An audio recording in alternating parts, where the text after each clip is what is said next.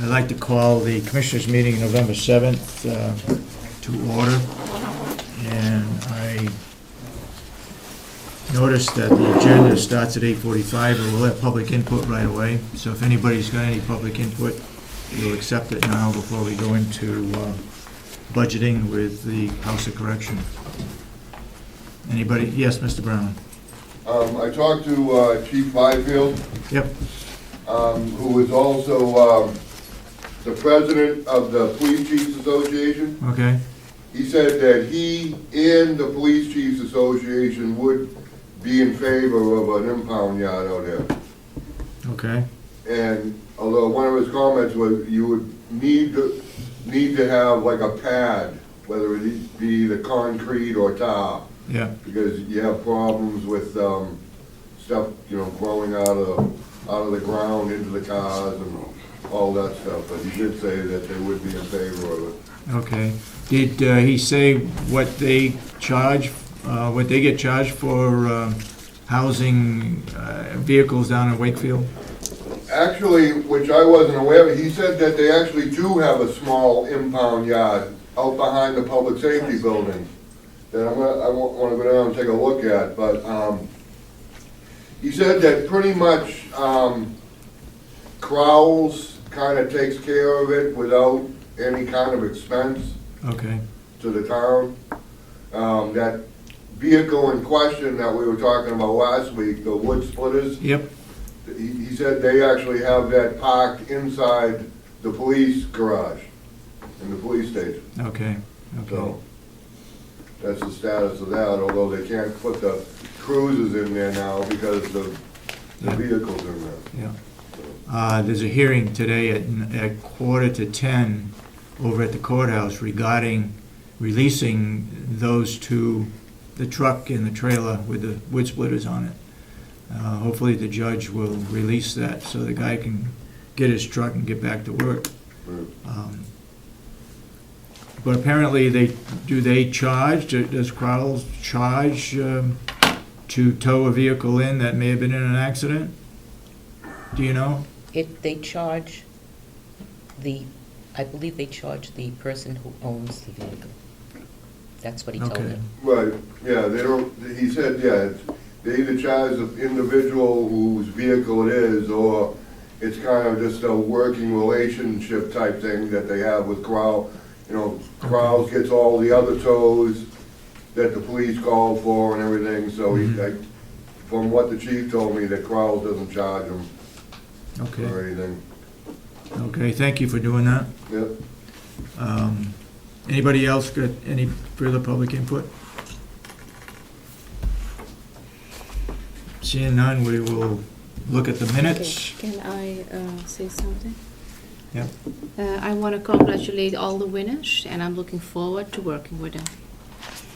Thank you very much. Thank you. Well, as long as we're doing that, I was going to hold off for a while so we can get started on the budget. But I'd like to congratulate David Babson. I think all races should be run the way we ran a race. It would be nice, wouldn't it? Yes, Mhm. so that there is a certain amount of decorum, and I wish you well. Well, thank you for your service here, Dottie. You've done a good job, and I hope I can do as well. Was that one of the closest races we've had? No. I didn't look at or compare the races, but it looked to me like, I didn't figure it out, but it was pretty close. It was close, but there were other, More so than some of the other, not quite as close as some of the others. Yeah. oh, really? Yeah. Okay. Okay. Well, I'm sorry that Dorothy will no longer be on the Board of Commissioners. She's done an exceptional job,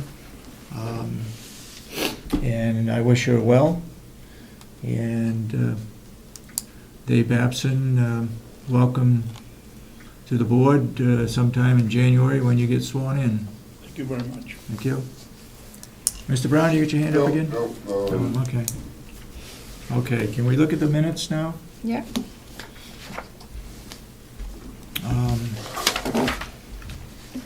I had some grammatical changes, but I had a question on page 1, and I don't know, I don't recall under Janice Sullivan saying that the Kronos payroll training will be 100% implemented by the end of January. I think she said she would like it to be there, but I don't know that she said it definitely would be.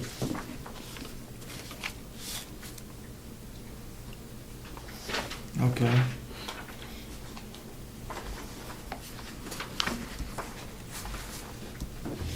Is that your only correction?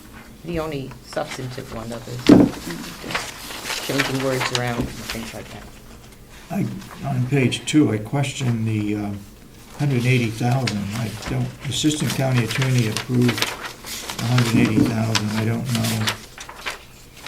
If I added up the increases for the Assistant County Attorneys, it comes up to 192,500. That is what I have. And I don't know where the 180 came from.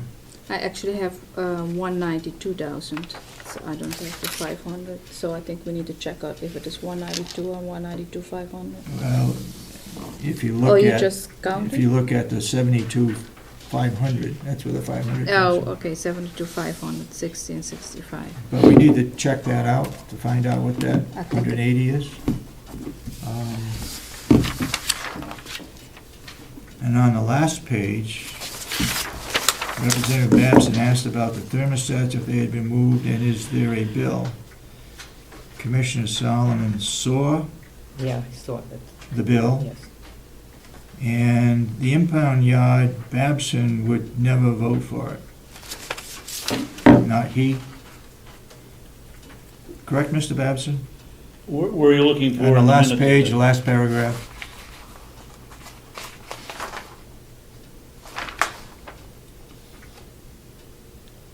Impound yard, Oh, well, he would never vote for it. I'm assuming Oh, I that your see. name should be there. it's correct. Should be my Okay. name. Yep. You have other changes, So Dorothy? we added Mr.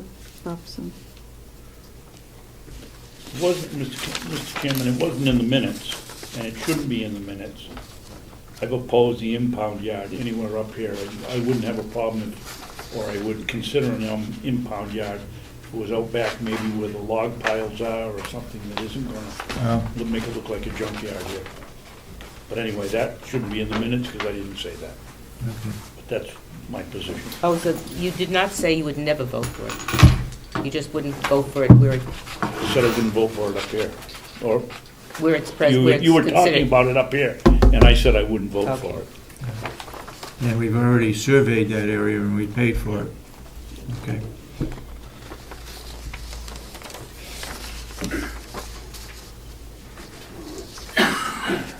So as presently situated, you wouldn't vote for it? Never vote for it behind the administration building? Yeah, well, where it's presently Okay. to be situated. Anything else? No? Do you have anything? Changes? No, Janice Sullivan said she had a minor change. She waited, and she was going to change something. I don't know what. Maybe this grammar, I don't know what she was going to change. Okay, can I accept the But, motion to approve the minutes? That's Yep. corrected. That's corrected. As corrected? You make the motion. You make the motion? I move to accept the minutes as corrected. Okay. I'll second it. Any further discussion? All those in support of the motion say aye. Aye. Aye, and so voted. Okay, Jason, do we have any other reports to make? I just want to say there is still a motion left out from a couple of weeks ago. I asked to put it in, but I don't think she had a chance to put it in. That the board hired at a recommendation of the county attorney, an assistant county attorney, Minsu, for $50,000. I still want to have that in. That Okay. motion is left out. So you want to put it in this week's minutes or last week's minutes? I think I'm This going to week. put it in this week because This I've been week. Oh, this asking week, for it okay. for weeks together.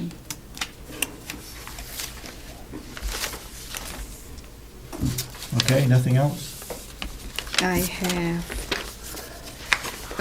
I get Friday after when we had a meeting, I get a letter. I think she picked it up. I don't know where she picked it up, from a nursing home box. She said that an employee is getting equipment from a vendor. I don't know. Let's put my name. I don't know. I just got it.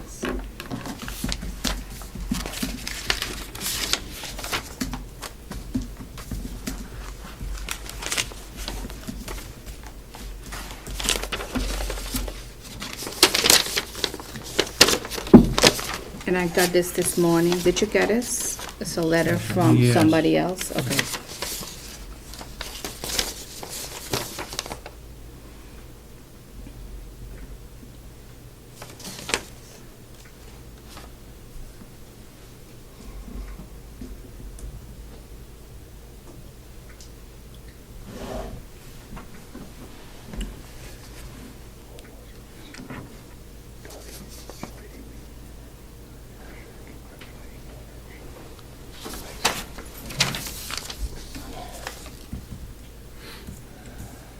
Okay, if there's nothing else, we'll go into the budget. Jason, please.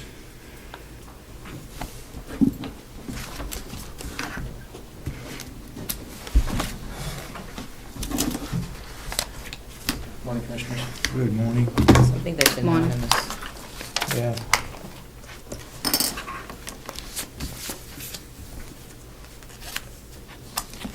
Okay, you want to start in on, Before I get to the budget, Commissioner, Okay. I just wanted to thank Commissioner Kenny.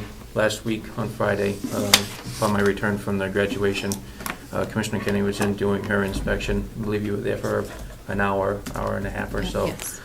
Spent all of her time with Lieutenant Batchelder, since she was accompanied by Director Sullivan, and they did their inspection. A report has been filed, and I imagine you've already seen a copy of the report. I No. haven't seen it. Okay, We'll see it. okay. But thank you for coming in and doing that inspection, ma'am. I appreciate Yeah, and I it. think Patty Pacella did a great job showing us around. Mhm. Lieutenant Batchelder reported that the tour and the inspection went well. So, getting into the budget, I guess you want to just go right down the list? Sure. Uh, Wherever there's some major changes, whether it's down or up. Okay. Start off with overtime, 005, reduce that to 18,000 with the anticipation of hiring 2 potential correctional officers, which you'll see the increase in the regular salary line. I was informed yesterday and that for the last 16 years, whatever the union raise was, Yeah. the non-union personnel get the same raise. Kathy informed me yesterday morning that a vote was taken and the non-union employees will be getting a 40-cent raise. There was, the correction, there was no vote taken, but when we negotiated with the union, Mhm.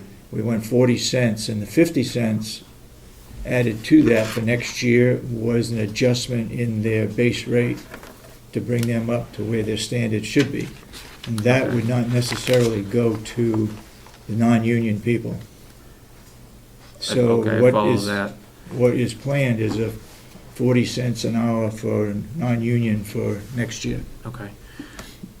Can I also make a statement where, when we were talking about that, Attorney Clausen was cautioning about the compression that was going to create. So at that point, we're going to have a compression issue. Okay, okay. Is so- that based on base rate, or is it based on shift differentials? That was based on base rate. Base rate, okay. Right. We'll look at it. So everything that I put in for it included the 90-cent increase for all staff. Okay, So if we move down for the administrative staff to just get the 40 cent, that's going to have an impact on all those numbers that I proposed. okay. So I don't know how you want to handle that, but the numbers, the overall budget, there was I believe it was like a 3% increase, taking out the capital expenditures, was the increase of the budget. But just to kind of keep things moving, The percentage was what? I think it was like 3.3%, The bottom line? the bottom line, yes, sir. Okay. Administrative salaries, the adopted was 529, 268, and with the 90-cent increase, that moved it up to 533, 545. Nursing home salaries, nursing salaries, was decreased to 192, 819, and that was because, You had some changes? I had originally budgeted for a number of part-time hours, took those out, and I only have 3 full-time employees and then 2 part-time employees for nursing. Regular salaries went from 802, 612 to 870, 488, and that was including all the shift differential and things of that nature. Mhm. Social Security, And the salaries, is that more than just a union? this, Or is that just union? that's union. Okay, thank Yes. you.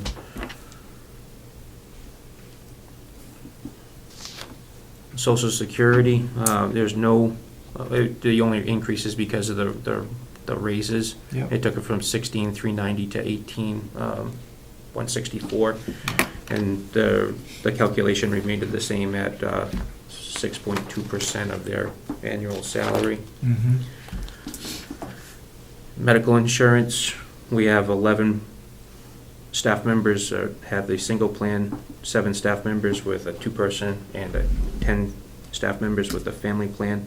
With the proposed 2 new hires, just for cautionary, I budgeted them at the family plan just to have the higher number, and that took it from 445, 247 to 456, 597.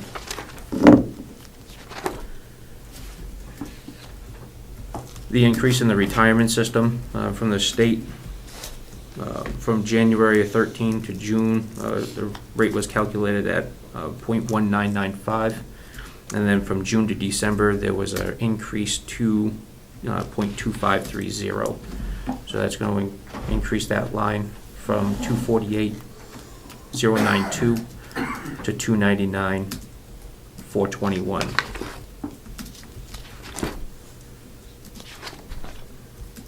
The workers' compensation remained the same. That number was provided by the business office at $30,000. Unemployment, That's in business too. that's from the business office at $220 per employee per year. The dental insurance cost is $192 for the plan. We have 28 people that have the plan now, and forecasting the 2 new employees to bring that total to $7,296.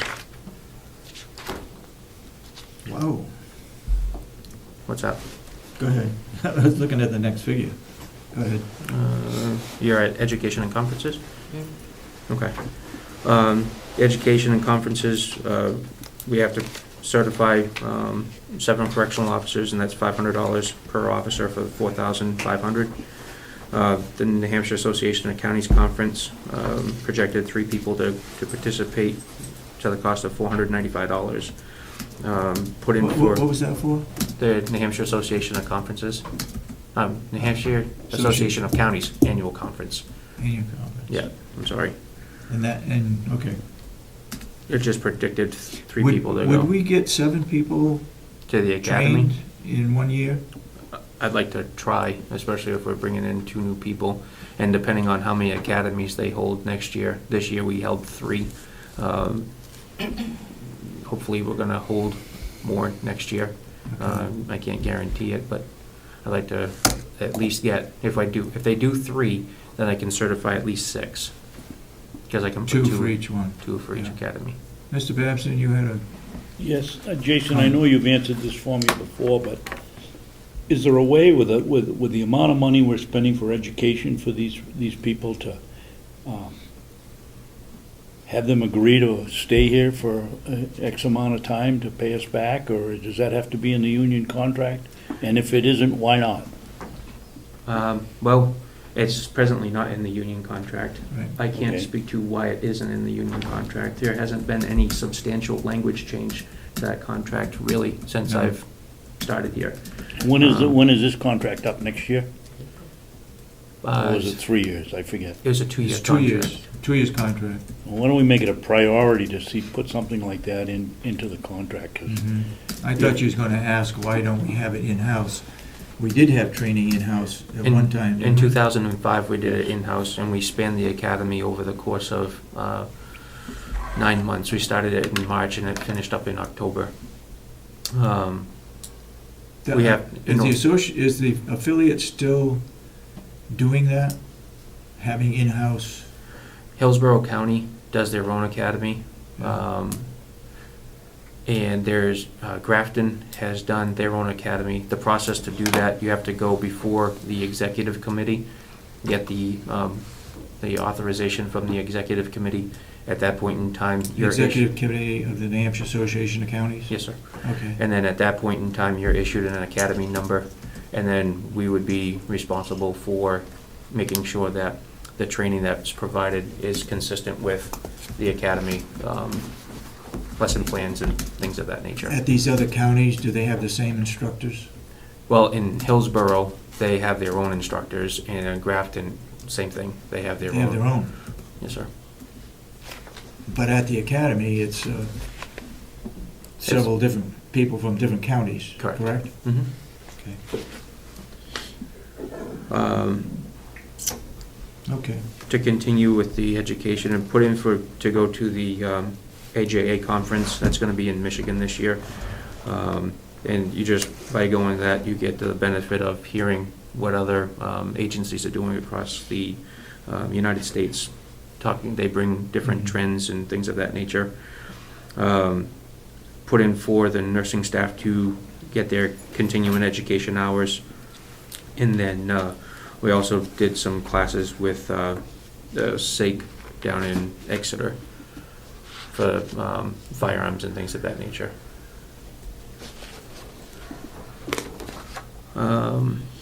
Medicare expense, that's, again, based on their salaries. Yep.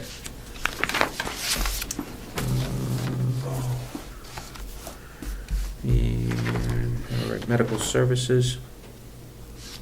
That's up quite a bit. How come? Well, we've had a rough year this year with the different types of people that we've had incarcerated. To give you a breakout, when I was doing the budget, we spent, as of the date I did this, we spent $6,900 in ambulance services, $5,600 in dental, $10,000 in diagnostic services, $114,000 in hospital services, $37,000 on our 2 doctors, $25,000 in meds, $7,800 in other doctors outside of the facility, and then about $1,300 in supplies.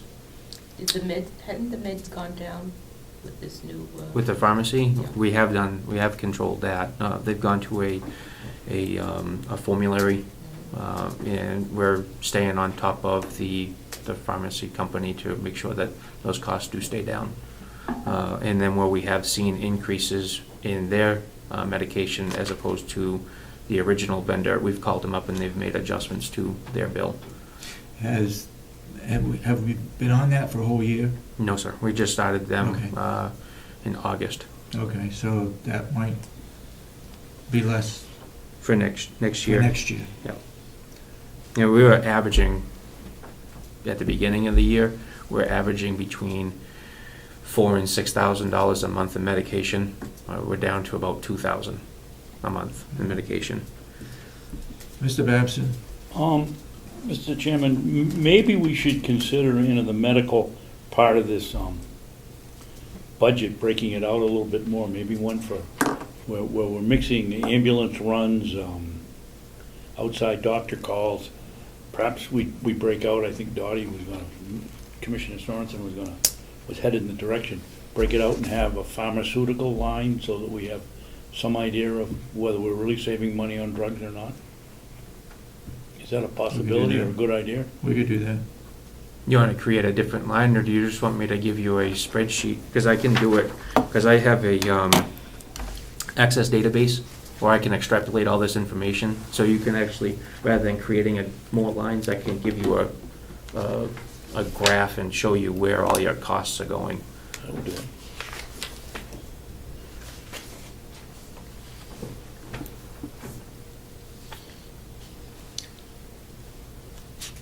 Okay.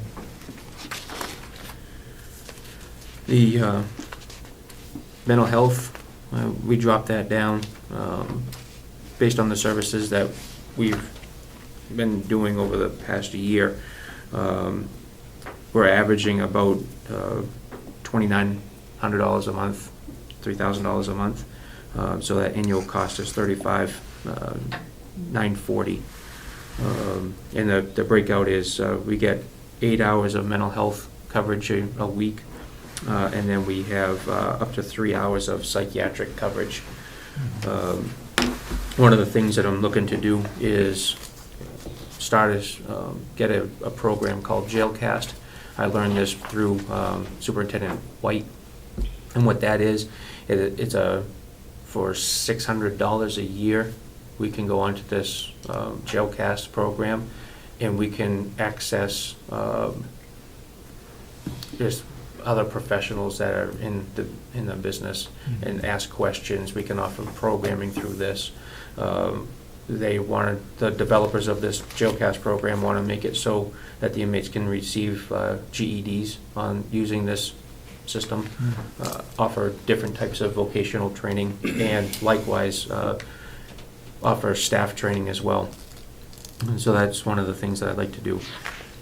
With this, I can also add an additional, for additional $600, I can give Northern Human Services the rights to it, so they can do their assessments on the inmates without even having to go to the facility, which would be a cost-saving measure. So that's something that I'd like to do.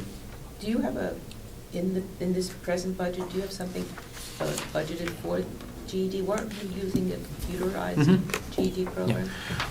When we bought the licenses at last budget, that contract isn't set to expire until 2014, so I don't have to budget anything for this year for that program.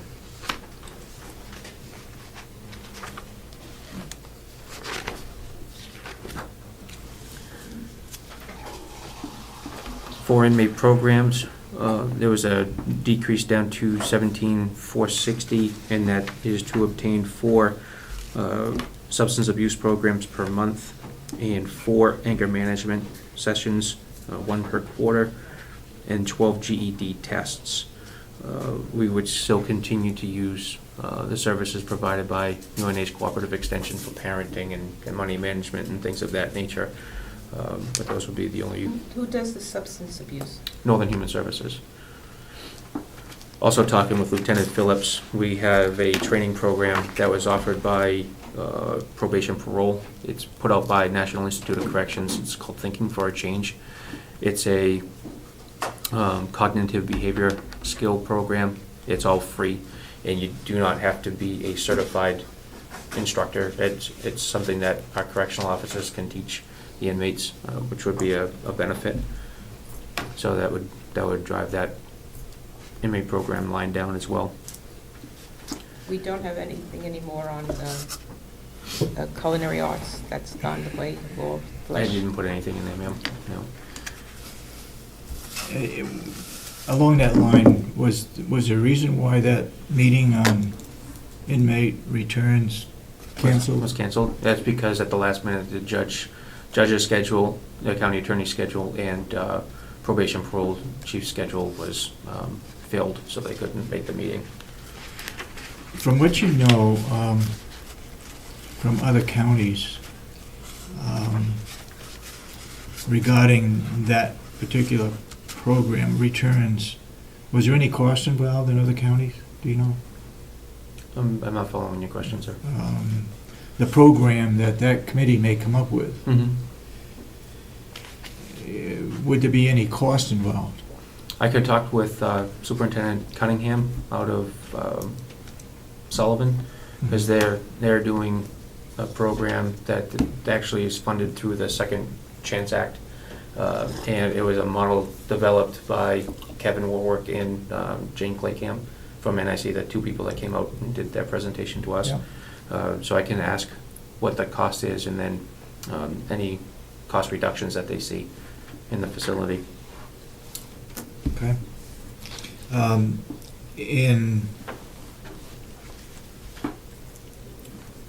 As of September, you spent $7,000. On which line, sir? On inmate programs. Mm-hmm. You plan on using up that 20,000? Well, I just bought a couple of items for inmate programs out of that 20,000. I probably won't completely spend it, but that will need to be used to offset the overages in specifically medical. Yeah. As of the end of September, maybe, based on the report that I had, I was $40,000 Bottom line. over that specific line, medical expenditures. Oh, medical expense. Mhm. The Okay. other fees and services, there's an increase. We have had Bob Murray, Joe, myself, Jerry, we've had some companies come in to try to put different service contracts under the whole county. And I was looking through the proposal by Train for our facility, and I like the looks of it. There is an increase from the proposed cost from Strogens of 30. What do you propose?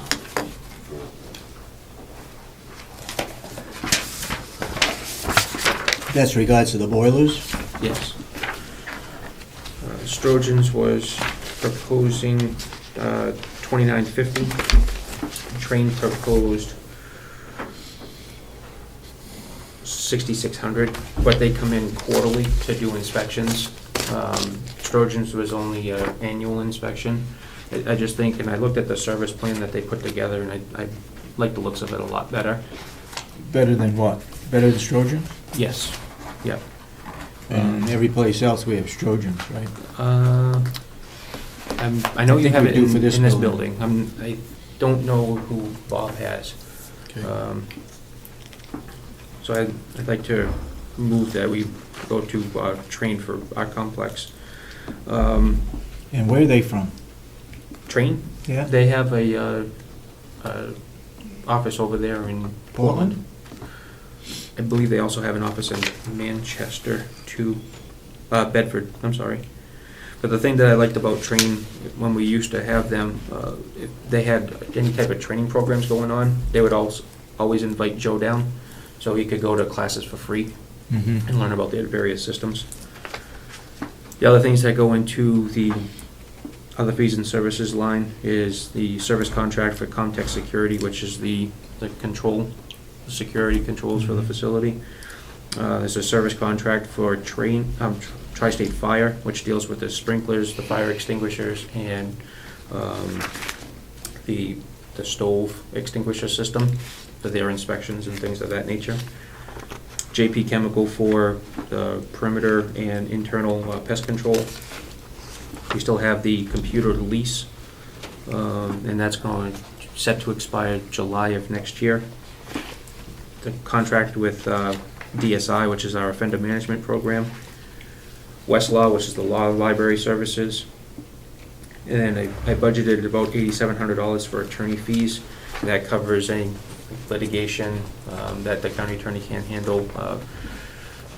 We had the union negotiations where we were charged for that. Mm-hmm. So I left that. I also put in, and I don't have the officer here, and I apologize, I'd like to budget $2 $2,000 to go towards a grant for obtaining a canine for the facility. I talked to Lieutenant Santuccio, the sheriff's office canine.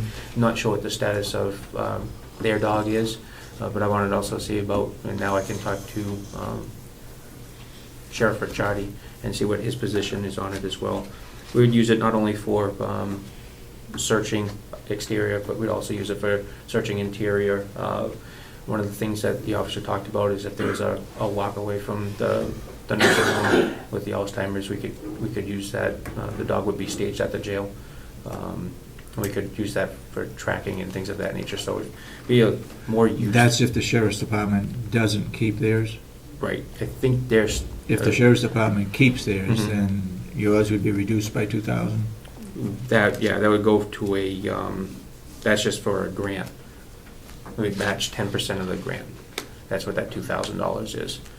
And I'd like to have the officer come in and do a presentation because he put together a real nice presentation for me.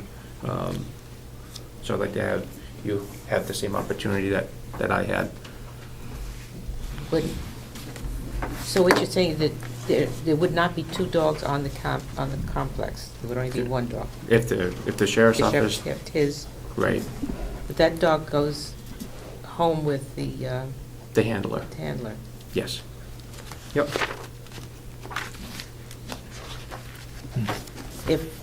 If they decide not to have a dog and you wanted one, Mhm. would that dog go home with its handler? Yes. Yep.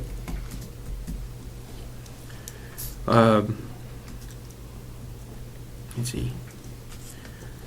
Other fees and services, the academy and pre-release, those remained at 0. Office supplies, do you have my numbers on your report? Oh, no, I'm just reporting out what I have. You have 5,300?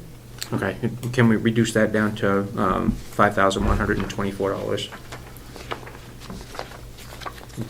The way I got to that number, we've been averaging about $427 a month. This office supplies? Yes, sir. You say reduce it from 3,500 down to? 5,300 down to 5,124.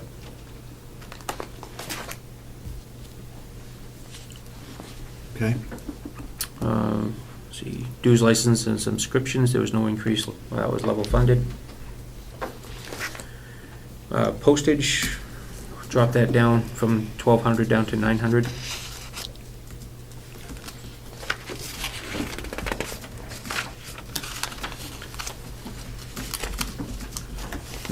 Other supplies, that covers all the non-food items that we use, the cleaning supplies, different things like that. Also covers inmate trays, hygiene items, and then I'm also budgeting for drug testing cups and confirmation testing. We use Stratford County for that. So that's the increase from $15,000 to $23,000.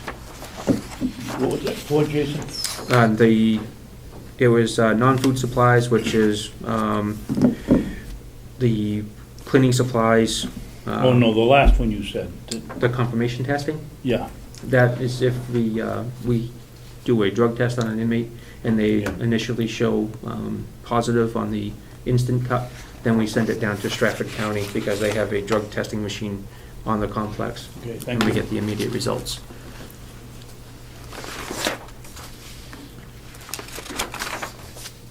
Supplies from the nursing home, reducing that from $62.79 to $51.22.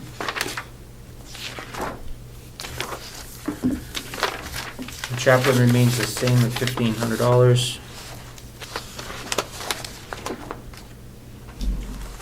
Then the meals, reduced that from $234,360 to $230,100.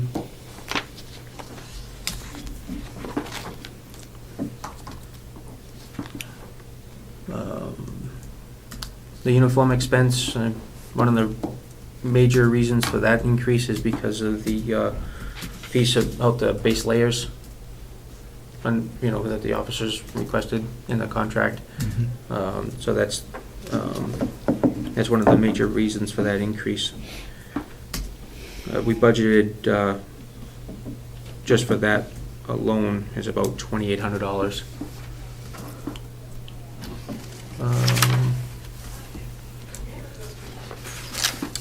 Then inmate clothing, reducing that down from 4,000 to 2,500.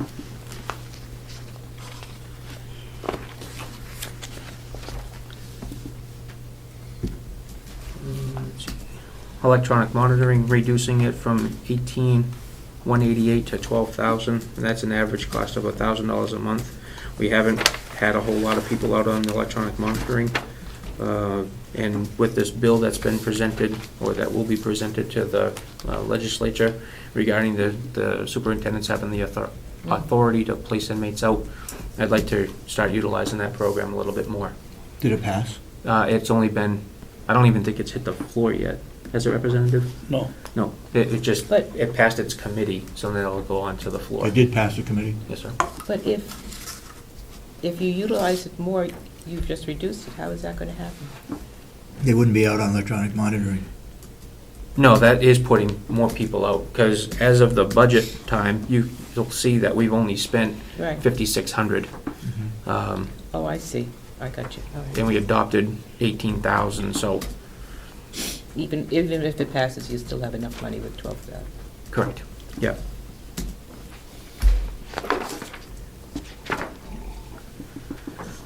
The electrical, dropped that by $200, from 90,877 to 90,603. And, Why? well, when you went to I that, mean, okay, go ahead. you went to that, what is that, New Energy, Constellation Yeah. New Energy and Yeah. Public Service? Yeah. So at the time when I did the budget in October, the average monthly cost through October was $7,603, and that was in 2011. And then for 2012, it was reduced to $7,550. So there's a little bit of a savings there, so. The biggest one now, you'll see, is the heat. We averaged, we budgeted for $187,000 for last year. For next year, I'm proposing to drop that down to $97,200. And that's an average of about 4,500 gallons a month, and I projected $1.80 as a cost. The time when I was doing this, we were averaging about $1.68 a gallon. Yeah, and last week, they talked about $1.19, I believe, a Yeah. gallon. Did they? Yeah. Okay. But that seems pretty low. Somebody may have made a mistake somewhere. Well, when I calculated this out, we were averaging about $1.68 throughout this entire year, and that was taken from January till Yeah. present. So that's how I get to that 97. Okay. The telephone, let's see, where am I? Now, Dropping that. keep in mind, going back to heating, Mhm. keep in mind, it wasn't a really cold winter. Last winter? Yeah. Okay. And that's probably why you didn't spend as much. So you want to be careful. I mean, you're going from previous years, 133, 197. And I know the delegation increased that. But now you're less than 100,000. I don't know if, do you want I to don't know. increase it to, I don't know. I I'm don't just know, trying to, because the propane went still down. Yeah. Because he put it on 168, but I think it is much lower. Okay. Okay, go ahead. $1.60, I projected $1.68. I think I'm it's one, mistaken, we just got $1.60 Did you? to the town, to the school, $1.60. $1.60. I thought it was much less. Okay, Mr. Babson? Yes. Would it be helpful again to track gallons also per either month or year? because of the cost fluctuation, it's really hard to get a handle on what it's gonna cost, where if we were keeping track of the number of gallons, that might give us a little more, a better clue of what would be used. You got a meter? Mhm.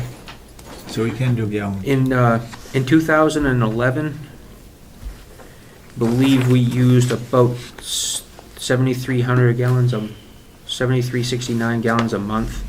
And then 73, 7,369, 59 69. gallons per month? Mm-hmm. And then in 2012, we were averaging 4,500 gallons a month. Wow. But remember, we did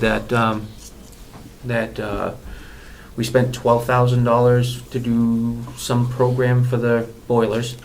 And then we also did the HVAC cleaning and things of that nature last year as well. Yeah, yeah. So between those two items, that may have reduced. Okay. Heating, telephone, reducing that down from $7,588 to $6,021.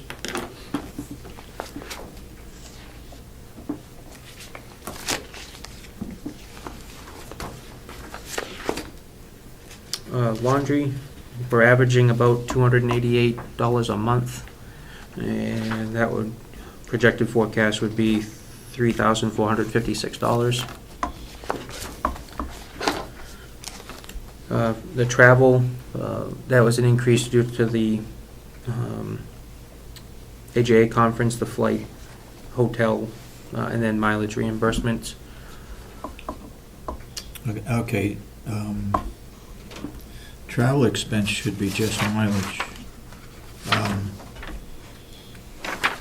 You wouldn't- Education and conferences would include registration. Airfare and all that stuff would go under education and conferences, that wouldn't go under travel. Mileage goes under travel. And plane fare would go under travel. So did you figure those two in travel? Yes, sir. That would be the hotel fees, the flights. Okay, And then- hotel would go under education and conferences. Really? Hotel. Okay.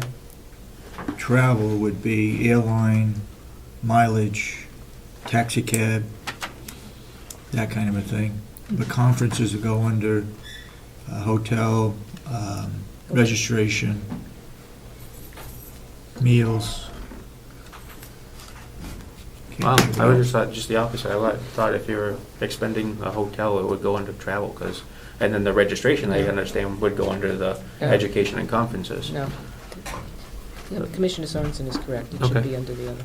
Okay. So how did you do it before? I've always put everything, if anything that you were doing outside the building, that went into travel. So hotels, fees, and things of that nature, always was under travel. From my What? perspective, I wasn't, If you weren't at the conference, you wouldn't have a hotel bill. okay, So, okay. I follow that, I just Yeah. figured where it's, I could understand, like I Yeah. said, registration would go under the education and conferences, but, Mhm. so with the hotel bill. okay. So we would need to increase that education and conferences Right. line by $1,650 and reduce travel by $1,650. Okay. So what is the education line now?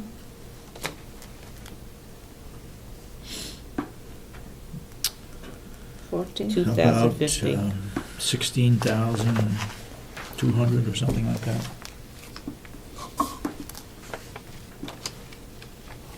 What, I lost education in conference. 017. If he's adding 1650 Oh, okay, there it is. to So, yeah. 14,665. 1650, right. Yeah, what are you gonna do with the travel? That would Yeah, have to be you reduced reduce by, travel then. And how much is that going to? 1650. Comes 2,050. Is that what I have? 2,050? what do we, Yeah. okay, yep.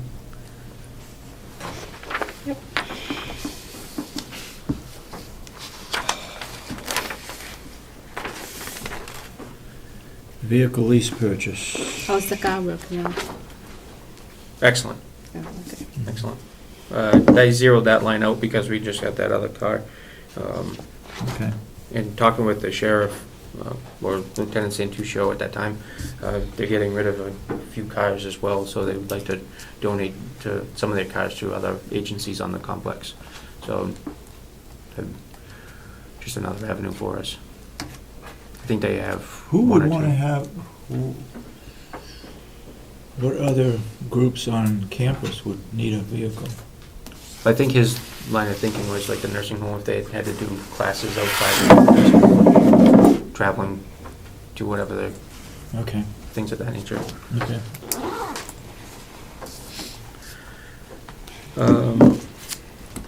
The- Generator expense, wow. Nope, we skipped a line. We skipped over 7.3, the vehicle expense. Okay. Moved that to 14,937, and that's to outfit the other car with another portable radio, digital portable radio, things of that nature. Mhm. The We didn't have any in the other car? the one that we got from Freedom? No, we didn't. We don't Um, have a portable radio in that car. No, but we didn't have any portable radios in the other two cars? No. And at that time, when we had those, they were an analog system, and Okay. they've gone to the digital system, so they can't use them to communicate. The generator expense, the reason you see the increase is because we haven't done any load testing on that since we've had it, and that's $2,100. Service contract is $1,798. And then we do need to replace the batteries, and there's some breakdown in the coolant lines, that stuff needs to be replaced as well. Is the load testing depending upon the contract, No, that's a separate expense, separate? yeah. And what that was designed to do is just to kind of ramp the generator up to its full capacity to help Yeah. reduce any type of carbon buildup that's in the generator. And it's, 9 years old at this point, and it hasn't been load tested. Ooh. Carroll grounds. The reason why you see an increase in that is because I'd like to actually put in the budget to have the apron to both the main parking lot and the Sallyport side of the facility paved. In the storms, the gravel, especially by the main parking lot, is washed down the gully, and it creates upwards of between a 10 and 14-inch gully, which raises havoc on people's vehicles. So I'd like to have that paved, and it's just that. What did you say? What do you think, Representative? About 10 feet, roughly? It wasn't much more than that. Yeah, 10, 12 feet maybe, and that would just help stabilize that area, will allow runoff, and it would probably help Will out for plowing. I just estimated about $8,000 to do those aprons. And then it also covers waste removal, which is the rubbish, snow removal, salt and sand. Joe would like to also have a backup snow blower, so we can have 2 snow blowers on the grounds. And that accounts for that cost.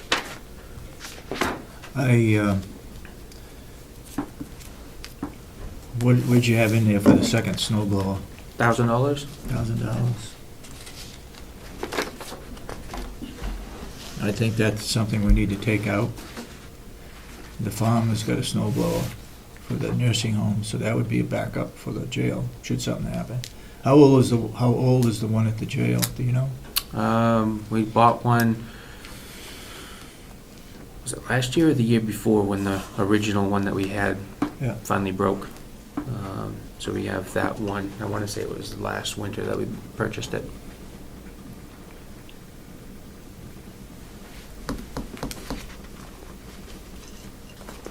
I think, my own feeling is I think we could take that out, but we'll see what the bottom line looks like. Let's see. Maintenance, building repair. Yep, 35,900, and that just covers everything from HVAC, equipment, various supplies, equipment rental if Joe needs to rent a lift or things of that nature to replace like the lights in the parking lot and things of that nature. What happened to the lift that, we purchased one, didn't we? A lift? A man lift? Yeah. Yep. Yep, but that only has the small plastic tires. It's not designed to go outside. Right.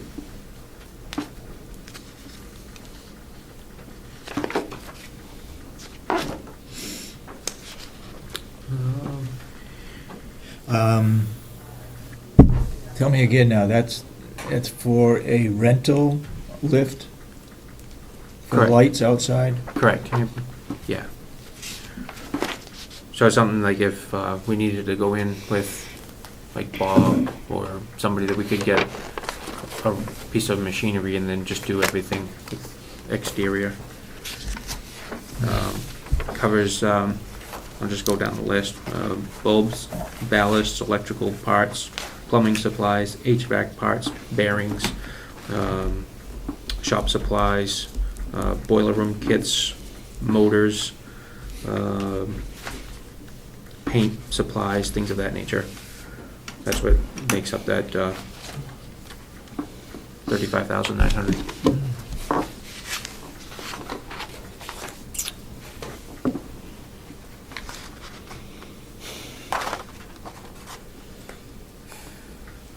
For equipment repair, up to $12,500. Things that we budgeted for is the overhang that hangs over the pedestrian sally port for going into processing. Mm-hmm. Half of that is glass. It's tempered glass and there's a large crack in it, so we need to replace that. So that's, I budgeted $1,000 for that. Replacement locks for the cell doors and security doors. I budgeted to replace 4 locks because they cost $900 a piece. Ooh. Replacement cameras in case we have a camera that goes bad. I budgeted for up to 4 cameras. They're $300 a piece. Their cap that covers the firewall that protrudes through the roof. Joe found that when they capped it, they did not use pressure-treated lumber on the ridge on the cap itself, and all the lumber up there has since rotted, and that needs to be replaced. So we budgeted $2,000 to deal with that. Door closers that have the DPS switch, which is the door position switch, and that will indicate whether a door is open or closed. That's the one that keeps malfunctioning. Yeah, I budgeted to replace 3 of those, and that they're $500 a piece. And then radio equipment, things of replacement batteries or extended mics, things of that nature. Budgeted $1,000. And then just anything that I kind of can't think of, I just have a miscellaneous of $2,200. So it's like a catch basin.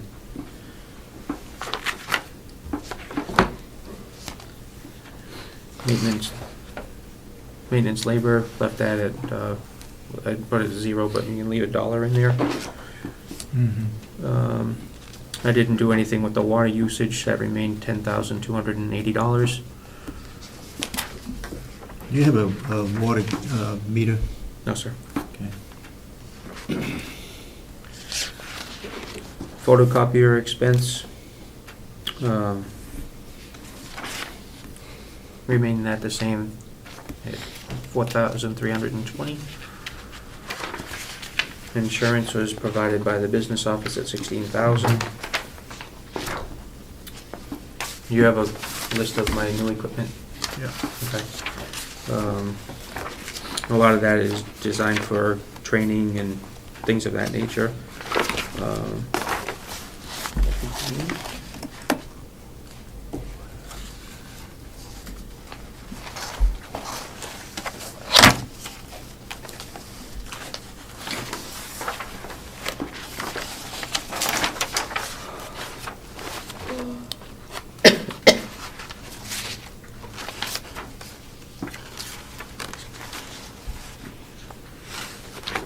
And I can have Specialist Baker, if you have any questions, I can have Specialist Baker answer any questions you may have. Are there any new items on this list from last year?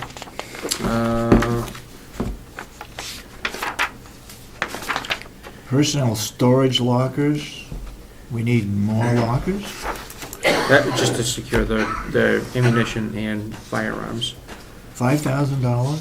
It's a large locker to contain everything. That's what he found online. He said you may be able to find something cheaper. And you're getting 2 shotguns, Yes, that would bring us 2 to... pistols? Correct. And that would allow us to do 2 transports. If we had to do 2 simultaneous transports of maximum custody inmates, that would allow us to do it in compliance with policy.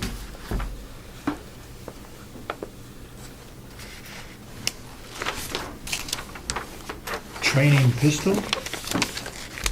It's a red to teach weapons retention and those type of drills. Training suit? Use of force. $1,600? It's our red man suit, so it would protect the officer when we're doing use of force training.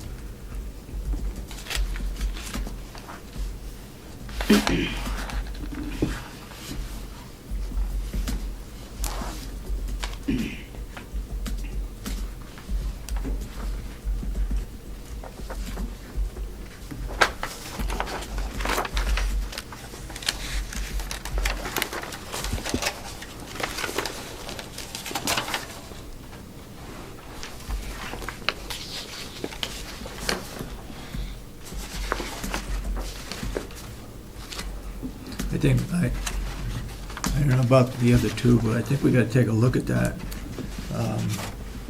27,000, over the years you spent 10 or 12,000.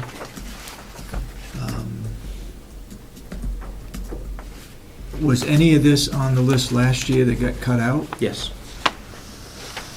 Yeah. Especially when it came to like the suit and locker, heat lockers,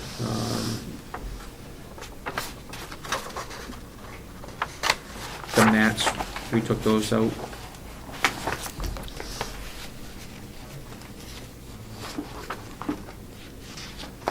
And again, I can have him come over and answer any questions. Yeah, I think so. By the ammunition, is it just what you order or what you want to order?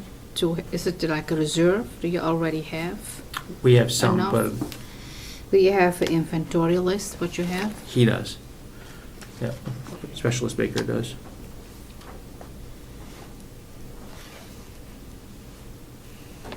We don't have a weapons locker now? Not to the degree that we can secure all the ammunition. What he's requesting is to be able to secure the ammunition and the firearms. That is going in the personal storage locker? The have- ammunition and the firearms? We have it in the armory, Okay. but we don't have it in a secure locker. What are you going to put again in a personal storage locker? That's what he's looking for is, it's not for the officer to put stuff in, it's to contain all the stuff that we own as the department into that locker. Does that make sense? Am I explaining that correctly? Are you reading that? Like what? Give an example.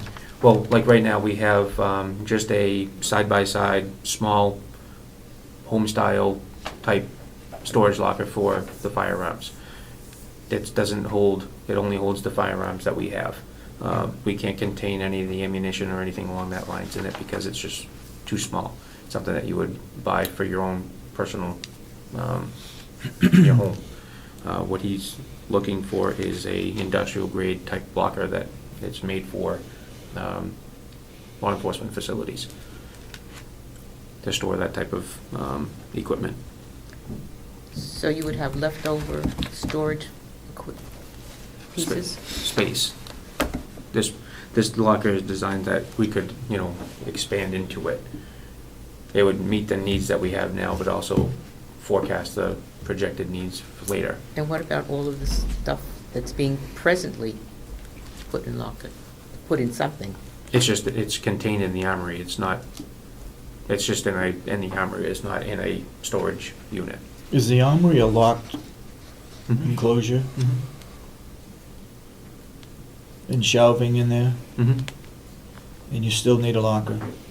Well, you don't have, the ammunition is not, it's in the locked room, but it's not contained in anything. And the problem with that is? Just access. You would want to secure it. So it's a second layer of security, is what Correct. you're saying? Correct.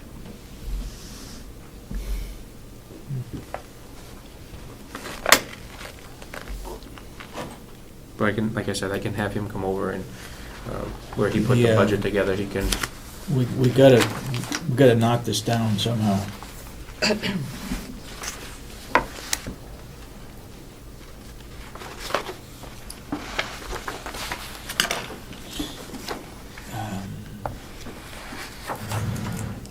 You need new shackles? You have shackles now, right? have a couple of pair.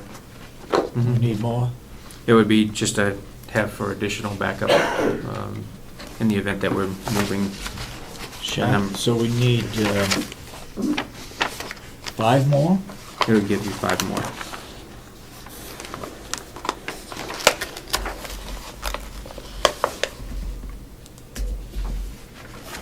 And a long gun rack, that goes in the vehicle? Yes.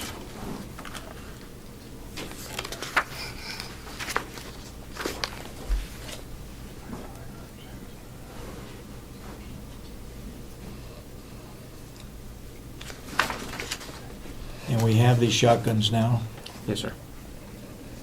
but we're getting 2 more. And we could use those for, less lethal. 12 gauge You shotgun. can use them for less lethal. There are munitions out there for less lethal.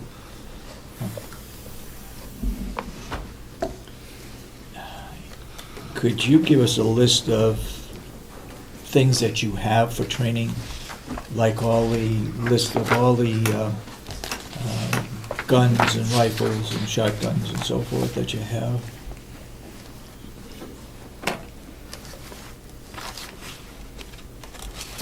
And is there any reason, we can ask whoever's coming in on the sheriff's budget, but if is there any reason why the ammunition couldn't be stored where the sheriff stores their ammunition? And just keep it separate within their storage, so it's identified as for jail use versus having a storage, I mean, we're gonna have weapons and ammunition at least 2 different places on this campus, seems so we could try to bring it down to 1. Are these weapons and ammunition generally used for training purposes? We do training, and then when we have a transport, we do our transports. So we need to have access to them, so. That's what I'm looking at, the Right. access Mhm. for immediate access. Mhm. Would you not need something for immediate access? Mhm. Yes, ma'am. So necessarily putting everything over at the sheriff's might not be feasible or reasonable. But Some most of of it, the, yes. most of these are for training. Most of, yeah. Yep. So Just- training, you don't need access to immediately. No. It's No. whenever. Right. But you would need at least a small supply of it on hand. Mhm. Correct.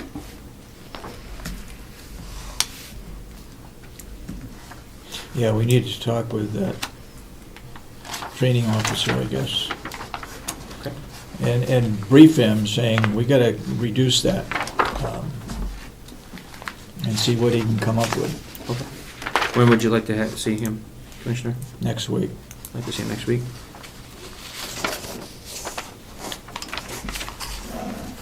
And do you want the officer with the K-9 too? same time? Yeah. And we'll find out from the sheriff what they're gonna do with their dog when he appears here this morning. Okay. And if they're gonna keep the dog, then we don't have to have that individual come over. Okay. Moving on to the IT, service contract, $17,000, our portion of it. And then John asked for us to budget for 3 new computers and then software upgrades. And that's the increase from $17,000 to $23,000.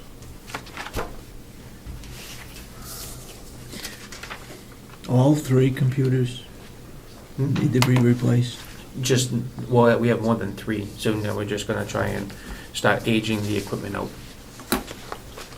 There's some computers that have been maintained since we opened up the facility. Did you have any replacement parts that needed to be done in the jail? For the computers? Yes. Well, we replaced a large portion of the computers, but a number of them, I wanna say maybe 4 or 5 maybe, are the original computers that we had when we moved in 2003. And then those computers are just, they're so slow. And then the upgrades, we need to bring our computers, we're still running on 2000 or 2000 software.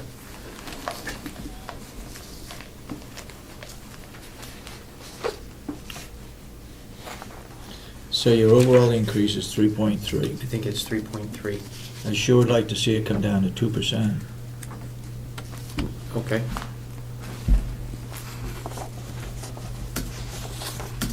And then I have my capital expenditures as well.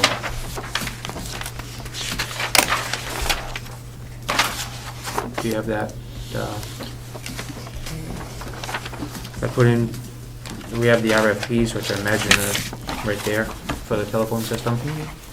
So we'll have to do that. The perimeter fence, I budgeted 35,500. And then to do some upgrades to the camera system, putting for $40,000 for that. One of the officers is working on seeing if we can qualify for a grant to do some upgrades to the technology. Wasn't there something in the budget that you spoke of with regard to the cameras? Just replacing them. Yeah, I'd like to. The 40,000 would give me some TPZ cameras. Oh, these are new cameras? These are new, right? And then upgrading the recording to up-to-date recording device to give us a better coverage as far as storage and things of that nature. Did the camera upgrades include cameras outside on the new fence? No, what I'm looking for is to put TPZs in the day rooms so we can move the cameras around. It's something I requested last year and it was taken out. What's a TPZ? Tilt, pan, and zoom. So the camera's moving. You can move the camera with a joystick. The committee, subcommittee recommended the telephone system upgrade, right? Yes. We recommended all 3, Mr. Chairman. They recommended all 3 Yep. for next year's budget? Yep, I'm not sure that we had, I can't recall having the costs on all of them, but we all agreed there was a need for the mobile cameras and for the perimeter fence and to upgrade. And you sure that it was not the exterior fence, but the interior fences? No, the perimeter fence is the Interior exterior. cameras? Pardon me? Cameras, interior cameras? Yes.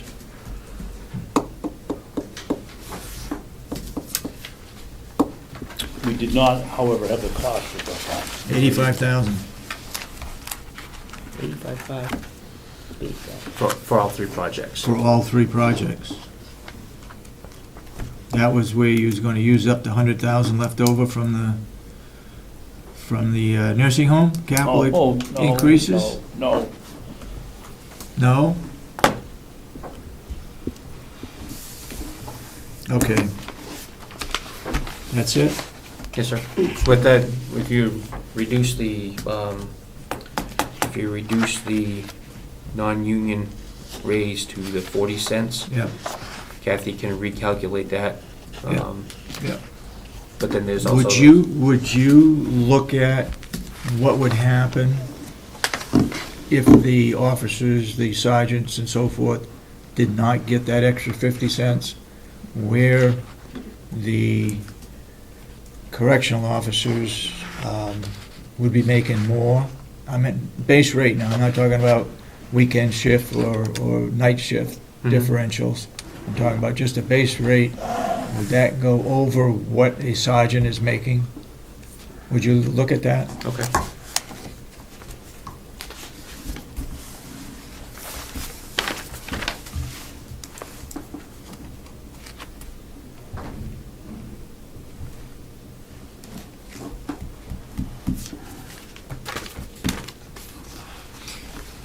If you got the 2 full-time officers, that would bring you up to 31 correctional officers? 32 security. 32? 31 security staff, yes, sir. 31. And how would you handle the part-time? You got 2 part-time that you'd like to get?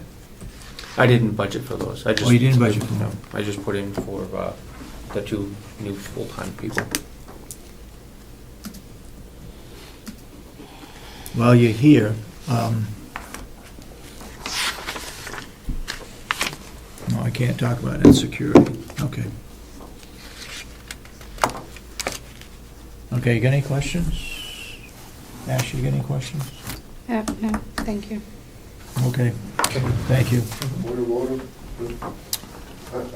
I thought I heard $1.19 for the propane. I believe Mr. Babson said that he also believed he heard $1.19 for the propane. Can you just clear that up? I don't think we can. Well, that was from last week. I believe it was Kathy Geary for this building. The bill we got was for, I think it was Jerry that said it. was it Jerry? Yeah, maybe it was Jerry.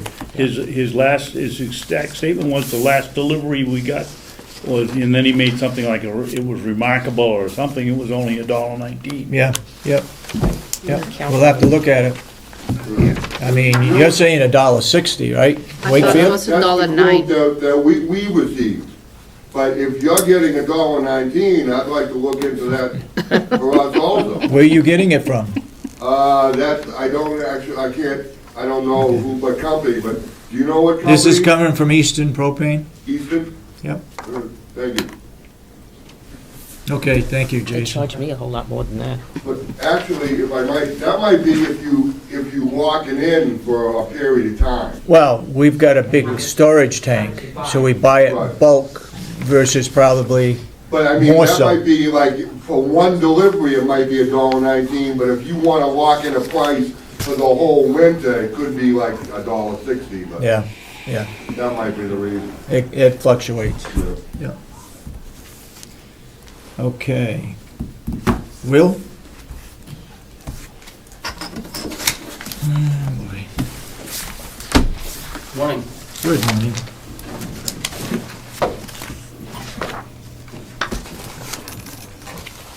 I'm not sure where the, Let's start with the waterworks. okay. That may be the easiest one. Yeah, I was hoping to leave the farm till last if we could.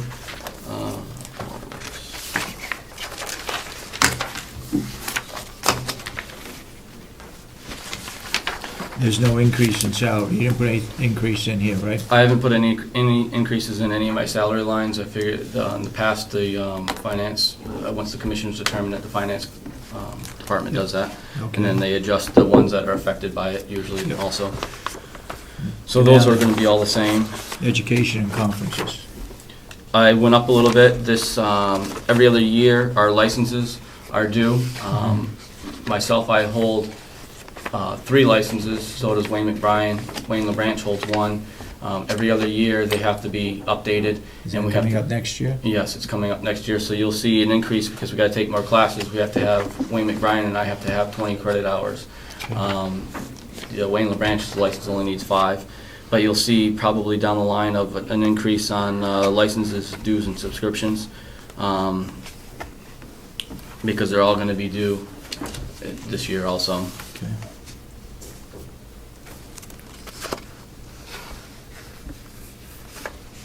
And that I've held steady with everything pretty much all the way down to the vehicle lease purchase line, which is 072. Yep.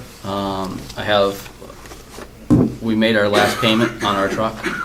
That's the reason why we don't have it in here. 2012 was right. the last one? Yep, just a week or so ago, we made our last payment. So we don't have that payment anymore. I do have a suggestion as we get further in about that, but for right now, and as far as this budget goes, I've taken it out. I only left $1 in there just to have $1 in there.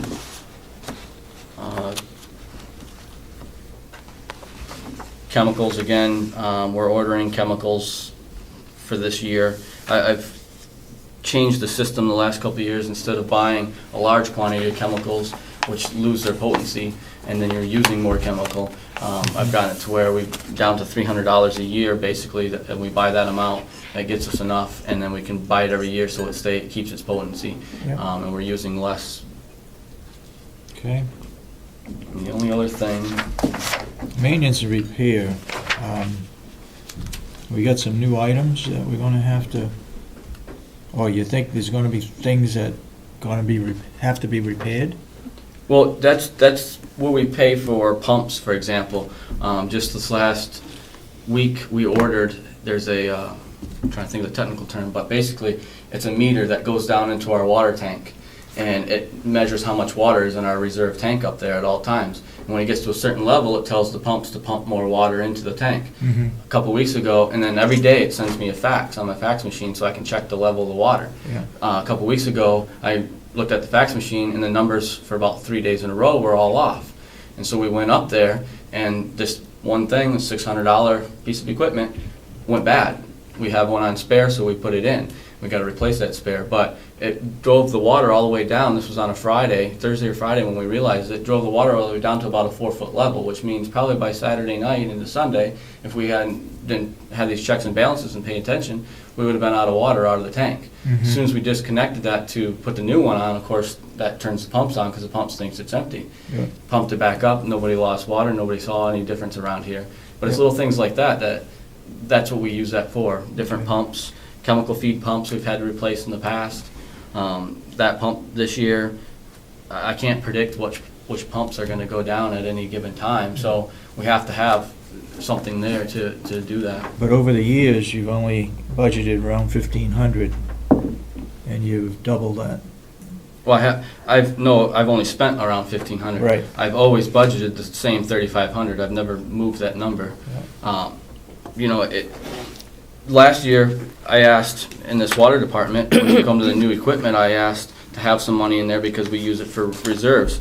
And I didn't have any purpose, so the delegation took it out. Said you can't have it if you don't have a purpose for it. Yeah. Well, if we're going to go with that same kind of concept onto this line, eventually I'm not going to have any reserve anywhere to replace anything. So I think it's important. If we go down to the next line, new equipment, I couldn't think of anything at this point that we really need, so I just left $1 in there.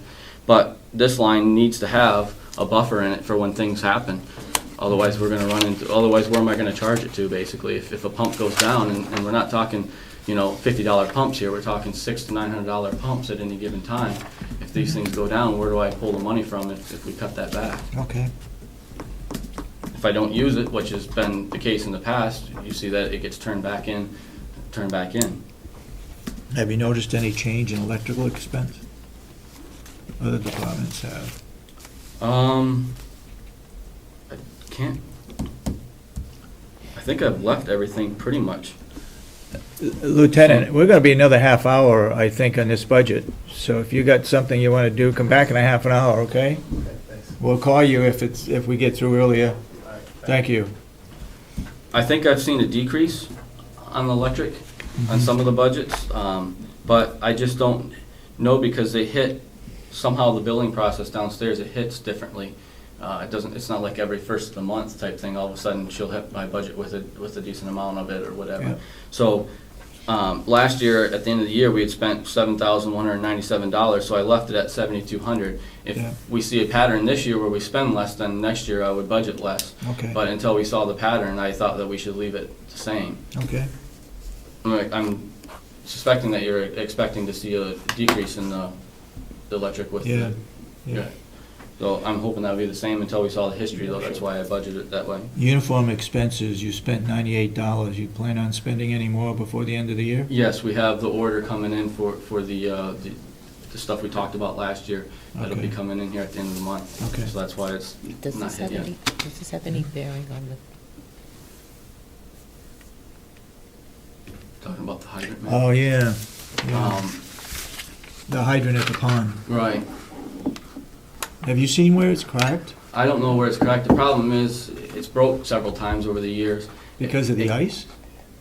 Well, maybe ice, maybe people going a little bit harder with something on it. I don't know. There's just many different reasons why. The main reason is it's plastic. The elbow's plastic. What probably needs to be done is it needs to be, they need it plastic because it has to go so far out because of weight. But at the elbow, it probably needs to be a steel or metal of some sort, and then connect the plastic onto that to go out further when they redo it. Instead, it keeps breaking at the elbow. We had to dig it up last year or the year before, and to get let the fire department, that's their responsibility as far as I can know, to fix it. We helped. We took the backhoe out and helped with that, but the system needs to be looked at a little bit more. In the meantime, I talked with the chief, and he said that for now we'll just they put a bag over it, Yeah. because they're worried about if they pump the level down, it won't have enough time to fill back in before it freezes, and then it would just be a solid frozen and wouldn't be any Yeah. good anyways. Yeah. So that was his concern, Do you know how often they pump that? that they use that. Yeah. For practice? I've seen them out there once or twice. Yeah, they come out and check on it. I'm not sure. I know they've used it for practice maybe, or clean their Yeah. trucks or whatever. And they do come out and check on it quite often, Mhm. probably once a month or something, I'm assuming that they come out and check on things. How much they actually use it for fire stuff, I don't really know. I think that'd be a question for the chief. Okay. So overall, the budget for the waterworks is down by about not quite 3,000. But we have no increases in salaries, so, Right. okay. The sewer, is that what we're Do doing? you have, Ms. Babson, do you have a question? No? Did I understand you that it's the Ossipee Village Fire Precinct's responsibility to maintain the pond out here? No. Not maintain the well- pond. Not maintain the pond, but as far as the hydrant, I'm not sure, in fixing that, they've been the ones that have done it in the past. To me, that's a little gray line. I don't know if, because they use it for other things, if it's it's their responsibility to fix it, or ours, that we haven't, no one's told me which way. In the meantime, in the past, it's been the fire department, so that's kind of what we were operating off. Goes on your fire tax, right, Mr. Babson? Yeah, it'll come off if I have anything to say about it. It's mine too, so. Okay, you want to do let's do the sewer. The only, let's see here. what happened to the sewer? Oh, the other, I guess it's a $50 difference in the water department, but under the IT department, some reason, all my budgets had always had $25 put for them, and then this year, the farm got charged with like $89 or something under IT. I don't know why, but I think that most of our computer systems and everything are wrapped up into due to the water system, so Yeah. if there's gonna be an increase, I think that extra increase should be hit to the water department. Okay. So that's why I Yeah. increased it from 25 to 75 on that. Okay. The only thing on this that has changed, if you go down to the vehicle lease purchase again, Yep. we took that out, and then you go down two more, well, the next line, I took the $85 out, it just made it even $7,500 for the maintenance and repair. That again is where all these pumps come into play that we have to buy. And you're seeing a total as of end of September, but I can guarantee you that is a lot more money right now, because we just had to go through and do a lot of repairs and changing pumps in the last few weeks here in the sewer department. Okay.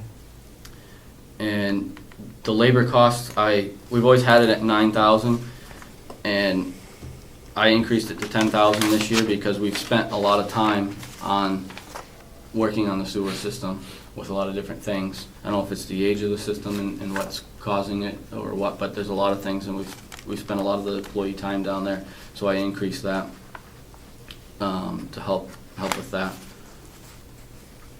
New equipment, I have $1,500 under that, which was for a new compressor that we talked about a few weeks ago. I let the commissioners know about that. And that's what that is for, is to get a new compressor down in the vault and get it hooked up.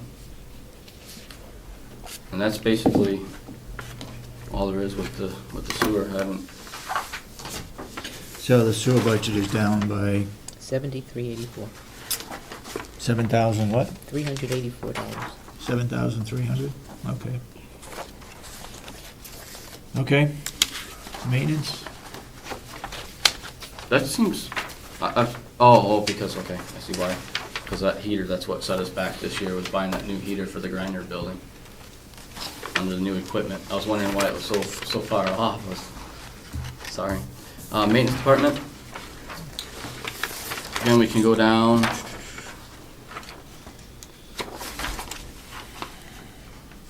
think the first thing we're going to see is the vehicle lease purchase again is down again. I took that out.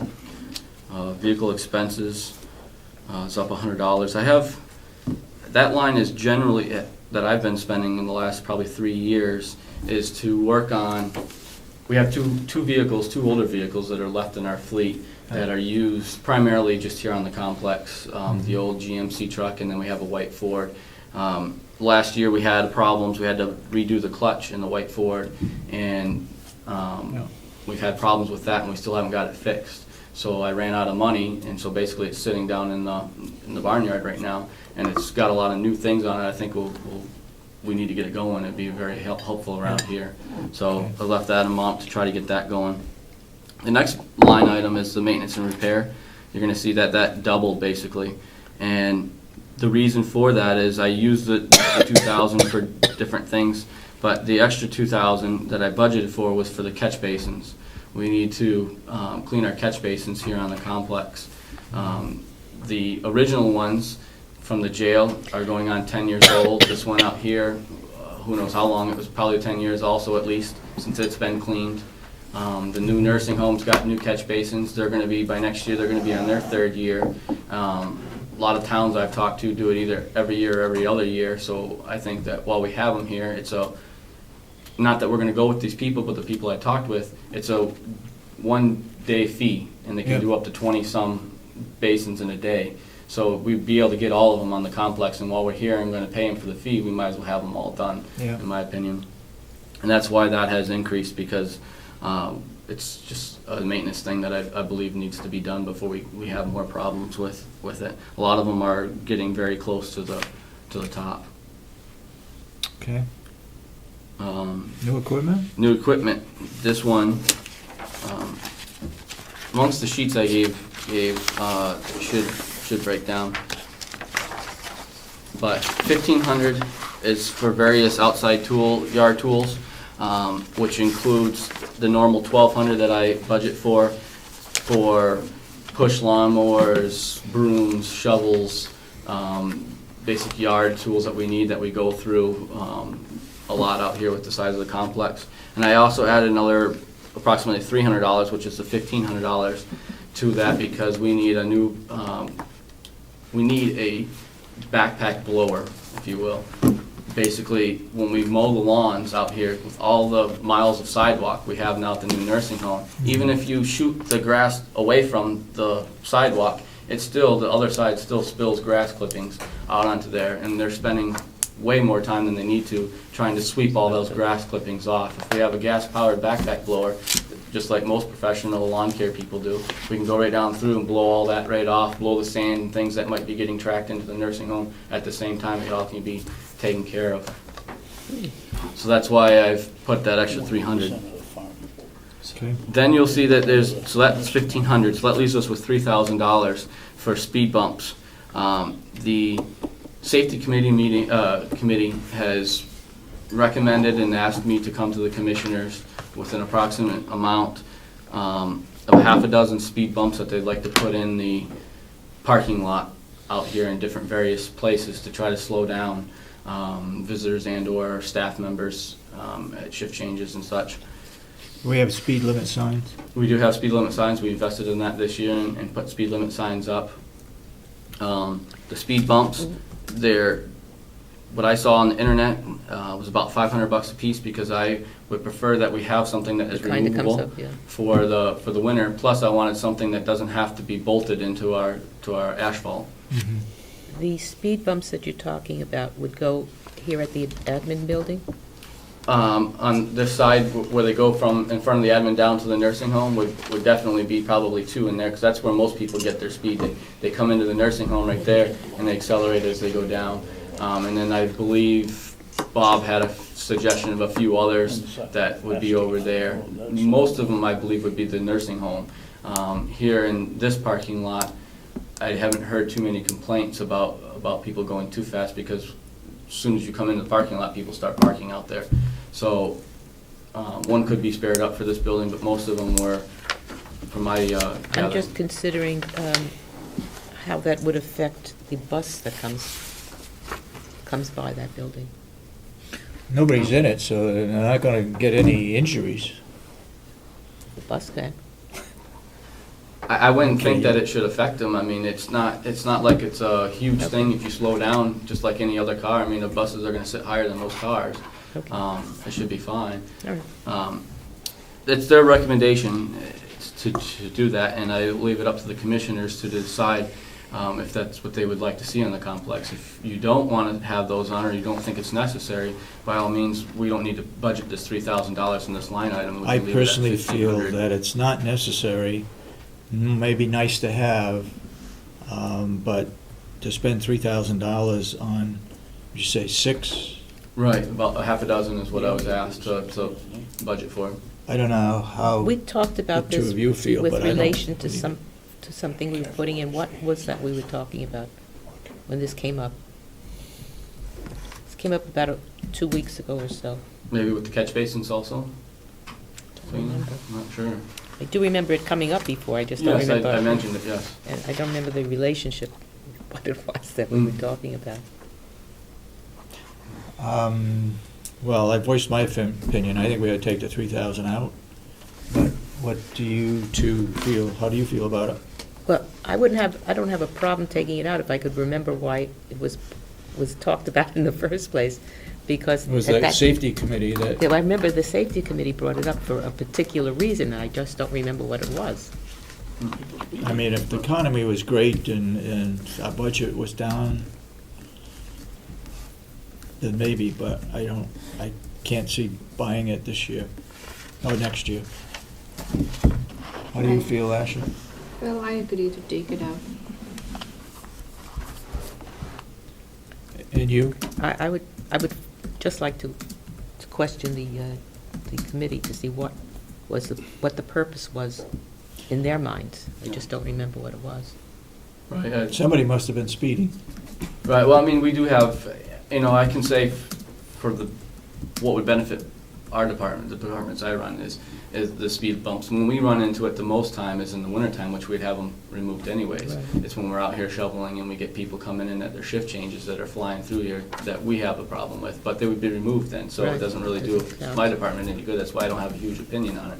Mhm. Most of the time in the summertime, my guys are off on the sides and the lawns. It's not as big of a deal. Yeah. They do have residents that come out and, there's a resident I've seen out in the wheelchair sunbathing out front by the daylilies up area. They do have residents that come around. That could be part of the concern, or fellow employees walking to their vehicles back and forth could be a concern. But, I don't know, in my opinion, yeah, they could be useful, but maybe we could try to take another approach of being more educated and putting things out there to our employees to try to help it a little bit before. I don't know. Because like I said, the wintertime would be my biggest time, and they wouldn't be out anyways, so. I'd recommend that you take it out.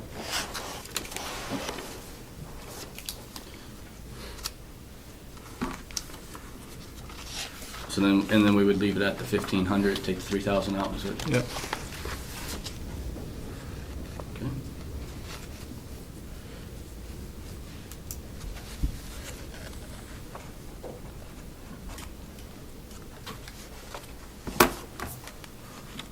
So that's pretty much all we have in the maintenance department. I would take that down to. How do you factor out telephone expenses between, you're using the same phone, right? Between the phone, maintenance, sewer, water, same phones. Right, Do that, we have it in all those budgets? yes, we have phones in all the budgets because, and we'd have to confirm this on all the specific details from Kathy Armstrong who pays the bills, but it's because we have several different phone lines, some that come in for like the fax machine for the water department. Yep. And then we have the regular phone line. Then we also have, each of my staff has a cell phone because we have to have some kind of way to communicate while we're supervising inmates. So that's also factored in there, the monthly deals from each department. I think the water department is charged from one employee, maintenance is charged for another employee, and then the farm picks up 2 of the cell phones, I believe, for 2 of the employees. So those combinations is what makes up the phone charge. Okay. Also, while we're at the, I'm not sure, I know you guys have your blue and, Yep. one of those should be capital expenditures for the, a reserve for the maintenance budget. Yep. I just wanted to be able to try to talk real quick about that. I put in for a 3-year plow truck replacement plan. Basically, I would like to put in $10,000 each for the next 3 years, so when we get ready to purchase a new vehicle because by then it'll be 7 to 8 years old, the plow truck, and then it'll still have some value when we go to turn it in, but we won't have to have a year like we did last year where we set 30,000 or 40,000 into the budget and makes our percentages and our numbers look all way off. If we time it out to put 10,000 each year, then we'll have it in a safety deposit, a safety box basically, to pull it out and pay for the truck. And it also saves us from having to try to finance a vehicle and pay any kind of finance fees on that, percentage on that. So I'm just, some of the pieces of equipment I'm trying to do this with, and the outside maintenance and the plow trucks are extremely high on the priority list. That's why I'm starting with this, in my opinion. They are good right now, but like I said, in a matter of we're on our 4th year with one, and 3-4 more years from now, it's gonna be looking at replacing. And I'd like to try to be prepared for that versus having to have a big chunk of money come out. Yep. And that's why I have that there, and that's what I was thinking with that. Okay.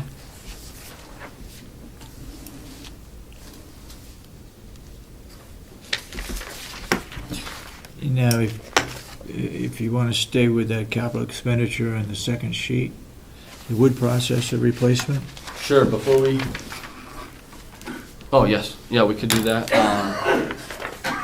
Not on your sheet, but if we're gonna move to that, I have, we got it in 2 different places, right? yes, it's a little, I'm gonna try to explain it without confusing everybody. But what we've done with the wood processor is last year, we budgeted some money for it. The delegation gave us $9,500 for it, so that's what you're seeing on that sheet of what, we already have that amount of money. Total, I need approximately 60. Make sure that you tell Kathy Gary to carry that over, Yes. okay? Total, we have, I'm looking for about $65,000, that's what the bottom number is on that, to replace the wood processor. That's a big number, I realize that. We have a couple of different ways that I'm suggesting, whichever the commission would like to decide on, is either, what I currently did is I put $10,500 into my new equipment under the farm, and then that leaves us with, was it 45,000 something? Yeah, it's 45. To put into a capital reserve if we want to break it up that way. Or if you'd like to take the $10,500 out of the farm and move it directly over to the capital expenditures, that could be an option also. I didn't know which way the commission would like to go, so I just, I'd like to see, to me, I'd like to see it all in one place in the capital expenditures. okay. And that's an easy move, that we could take it out of the farm and increase that, put it over there. So that would go under the this year's contribution. How do you guys feel about it? Yeah. I think it'd be better if it was all one spot rather than looking at two different budgets, the farm budget and the capital expenditure budget. And Now, you're not talking about buying that, are you talking about buying that in 2013, next year? I would like to, yes. I'd like to, once you've talked about the money or where you want to move it, but I'd like to talk about why I need this piece of machinery. Okay. And basically, the machinery we have is 10 years old. It's probably designed more for, in my opinion, more of a homeowner's amount, or a little bit larger, not to the scale that we've been using it, so it's gotten very much used. It's a foreign brand piece of machinery. I cannot get parts for it anymore. I was able to track down some place to get a hydraulic filter for us, and it has to come from Canada in order to get that, which currently I'm waiting 3 weeks in the middle of our wood season to be able to replace this one piece of part. So the machine has been down for 3 weeks. This is the second time it's been down this season. Every time we turn around, we're spending more time fixing it than we are processing wood. If you look at our revenues, we budget about $30,000 to $35,000. This year, I made $35,000 so far in the wood. So Okay, go ahead. in the wood category. So that adds up in 2 years. That's $70,000. I'm asking for $65,000 to replace this. So in 2 years, we've basically made our money back. Then this piece of machinery, as much as I hate to put length on it, time on our machinery, I'm guessing 10 to 15 years that this thing would last us. It's a professional grade thing. It's an American-made product. That doesn't mean we have to go with this brand, but the brand I'm looking at is made over in Rutland, Vermont, is the factory. There are 3 or 4 dealers right here in Carroll County that deal with them, so we could get parts for it. And it would be basically paid off in 2 years, and that leaves us 8 to 13 years of making money with this piece of machinery. And not only does it going to make us money, but it's going to be way more efficient for the amount of labor that we're using. Right now, I'm using 3 to 4 staff members with chainsaws and the processor and everything else, along with probably 6 to 8 inmates when they're available to do the process that this will be able to do with 1 staff member and, half a dozen inmates for stacking wood. But it'll free up my other staff members to be doing other things on the farm that need to be done versus spending all the time on this wood. Our daily amounts of things that we have to do, as I talked with the delegation last year on, the farm kind of comes as the last priority around here. The water, the sewer, the maintenance are the first priority. And we've put a large portion on our plate with the outside maintenance of this new nursing home. Mm-hmm. And so that means less time to work on the farm. So if we want to continue to maintain things on the farm, then we got to get more efficient, or we have to stop doing things, one or the other. And my goal is to be just more efficient so we can still make the money. And this is what I'm proposing, a piece of machinery that'll help that efficiency. A couple of years ago, we added hay wagons to our hay operation, which has made our hay operation way more efficient and way more less manpower because we're having struggles with getting inmates and the amount of inmates that we need. Mm-hmm. That's improved that sector that we do. I'm trying to look to improve the next sector, which is the wood process. And this processor would have that advantage to do that. Could you figure in, you don't have labor here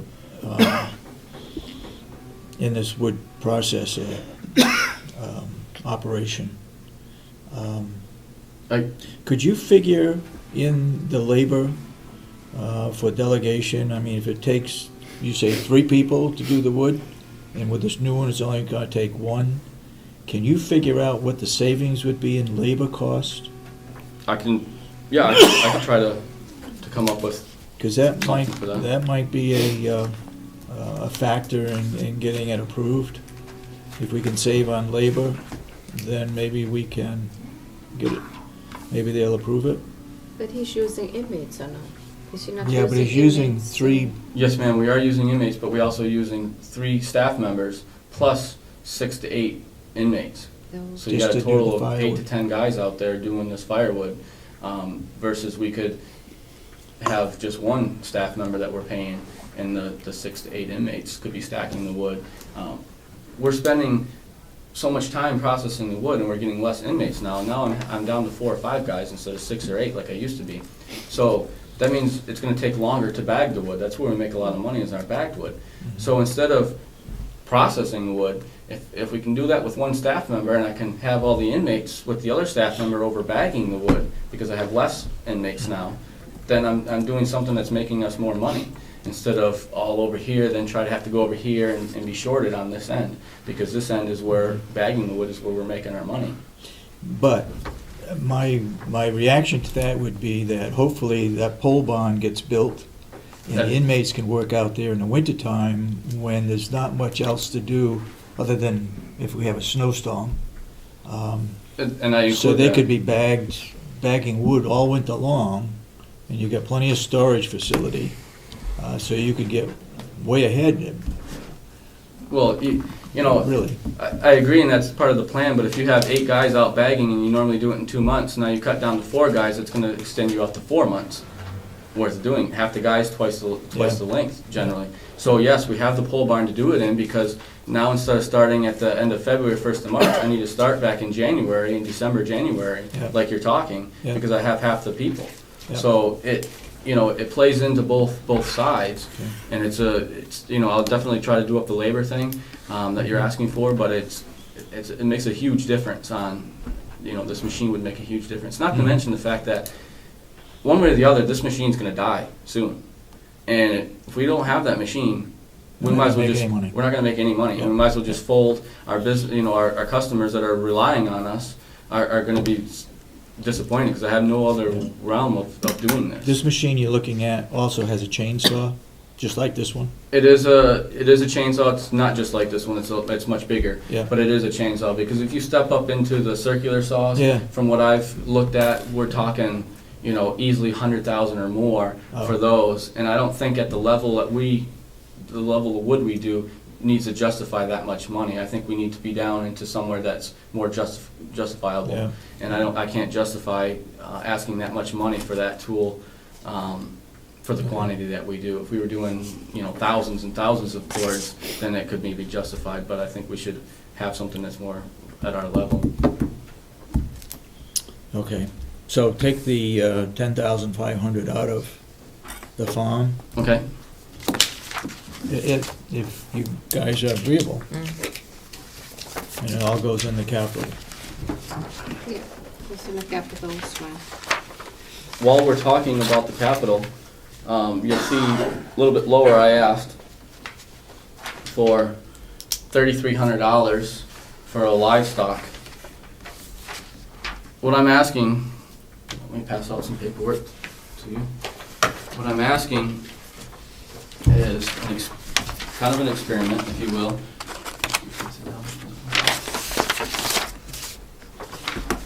Thanks, Walt. I've done some research and I've put together a plan, and I'm trying to see how well this plan would work out. And basically, we have resources here on this farm that we don't use, in my opinion. And this is a way of trying to capitalize on some of those resources. And basically, what I want to start with as an experiment is to buy 2 calves. Now, we would, as you see at the top, it would be after, first part of April, after we approve the budget, and this got approved through the delegation also. I'd be looking at buying 2 calves, probably 2 bull dairy calves. I possibly overestimated how much those would cost, but I'd rather be a little on the higher side. And the plan basically would be is to keep these 2 animals pasture fed and hay, supplemented with small amounts of grain for 2 years, let them to get up to about 20 to 24 months old. And then towards the end, we would slowly increase their grain intake towards the end, which is what's going to help with the marbling of the meat, which a lot of people like. Then this meat would be butchered and it would go to the nursing home. I've talked with the kitchen manager over there. I found out how much they're paying per pound. I'm estimating what I think I could raise this for per pound. And I'd just like to see if we're going to be in that ball field and if we could save the county some money. If we can't after this experiment, we won't budget for any more animals. But to try it and use some of the resources we have is what I want to do. We have hay sitting in the barn right now. It'll probably sell this winter, no doubt, but it hasn't gone yet, and it's something that if we have extra hay like that we could be using it in this application. Also, we have some fields that are not hayable fields, but they could be pastured on in the summertime. It help keep the fields down, and it's basically free food out there for them. So, How do they work with the pigs? how do they work with the pigs? Yeah. They're pretty much totally separate from the pigs. It's kind of a different operation. 2 years ago, I proposed a similar, along with the pigs, was to do the couple of cows. Now, I've done some more research on it, and I'm proposing the cows for now. And basically, if the cows died at the end of the first year, one of the questions that was posed to me, how much money would the county be out if they died? And you're going to be out 900, at the end of the first year, we'd be out approximately $970, because the rest of the money I'm asking for is for equipment, which would be your water, tanks, some portable fencing, and those things would still be resources that the county would keep if something happened to the animal. Or if we decide at the end of the 2 years that we're not going to do this, with those equipment would still belong to the county. So I don't really, the fencing, it's in here, but I don't think that it's something that we would be out of at the end of the year or the 2 years if the cows just all of a sudden died on us for some unknown reason. But even though you would still have it, is there any particular usage for that? Should you not have the cows? Should we not have the cows, we could turn around and resell it. And probably get at least 3/4 of our money back, if not all our money back, depending on the shape of the equipment. But I think it wouldn't be a problem to resell it. To be honest, if the county tried this and got out of it, I don't think it would be hard at all to sell the equipment that I'd be looking at getting.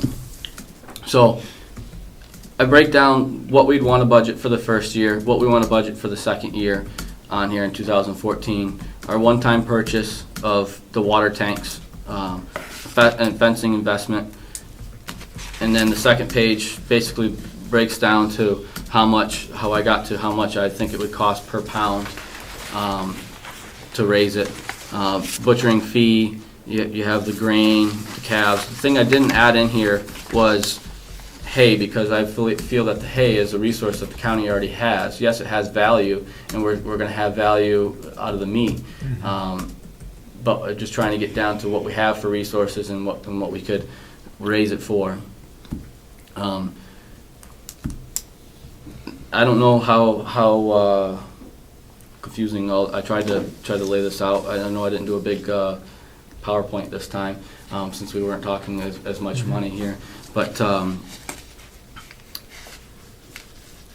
if there's any questions about the numbers and stuff, but this is, like I said, I can tell you right now, I could go out and tell you if you asked how to raise a summertime pig and how much money you're going to have into it based on the price of grain, I can tell you within probably $50 of how much it's going to be, because I've done it. This I have not personally done, so I'm asking that we would start off small and have a little bit of experiment and see if it can work out.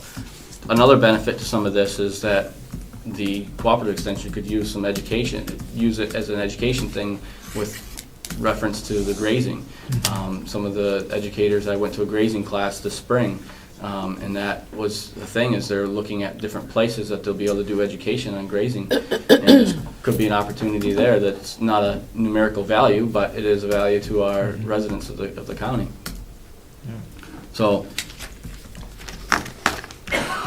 that is accounts for the livestock that I put under the capital expenditures. Next year, like I said, this is an experiment. I feel that the farm is absorbing basically these costs, that I didn't put the butchering fees. You'll see under 2014 I have grain and fencing. I didn't put a butchering fee. We could add that in next year if we decide to, or since the meat is going to the nursing home, if they want to pick up the butchering fee for the experiment, then I think that would be a good spot myself. But if we want to keep it all under one, we can keep it under here. I just didn't put that under there yet because that would be further. Do you know anybody else in the county that's raising beef animals? There are several people that are raising them. It's different. Everybody kind of has their own different technique of how they want to get to the end. I guess my suggestion might be is that if you could get several of those people that are raising livestock together to form a advisory committee that would support this kind of a thing, And I know you're not gonna be in competition because it's gonna go to the nursing home. The nursing home buys it from Cisco or wherever, so it comes from out west or whatever. Australia. So it doesn't come from local, so you're not Right. competing with local farmers. But it might be worthwhile to put together a committee to help support the farm, not only in livestock, but maybe in haying or whatever, with the idea that they'd be advisory and supportive, that you could run this by as well. And that could come at a delegation meeting and say, look, we think his plan is great. We suggest that you support it. And there you got 5 or 6 other people that are in the business that know it inside and out. Whether they're making money or not, I'm not sure, but they're still in the business, hopefully, so they're making something, or they're eating well. Wouldn't the would not the advisory committee for the extension have these people who they could Yep. go to? Yep. I'm sure that, or the Carroll County Farm Bureau, I'm sure would have members there that would, might be able to do that also. Well, not to hold things up, because we need to go through the budget. Sorry. but- So the meat is all, it's all going to the nursing home? Yes, it would all go to the nursing, that would be the plan, yes. Most of it would be, most of what they consume over there is ground burger and a few roasts, so the select roasts would be taken out to Rob's specifications. There's a form when you go to the different USDA butcher shops of how you want to have it filled out. He would have the option to fill it out of what roasts he wants and then how much he wants it ground and packaged and such. Okay, So, let's see if we can, farm shouldn't hopefully be too much now. That was the majority of the farm. Mr. Babson, since you're going to be the newly elected commissioner, would you take a real close look at this budget and see what you can come up with and give us some recommendations next week? Okay? All right, let's go through the farm budget and just the changes. And we can go right down to supplies and services. Supplies and services, as, that's been the same. Again, you're going off of the end of September numbers, and I know that that's gonna be very close to spending that whole 6,500, just as we did last year in 2011. Okay. On office supplies, you're overspent already by $17. Yes, we overspent on that because that paid for, there's office supplies, but it also helped pay for the grazing class, because we don't have, in the farm budget, we don't have an educational Yep, setup, so I had to put it somewheres, and I thought office supplies would be most appropriate okay. to pay for education.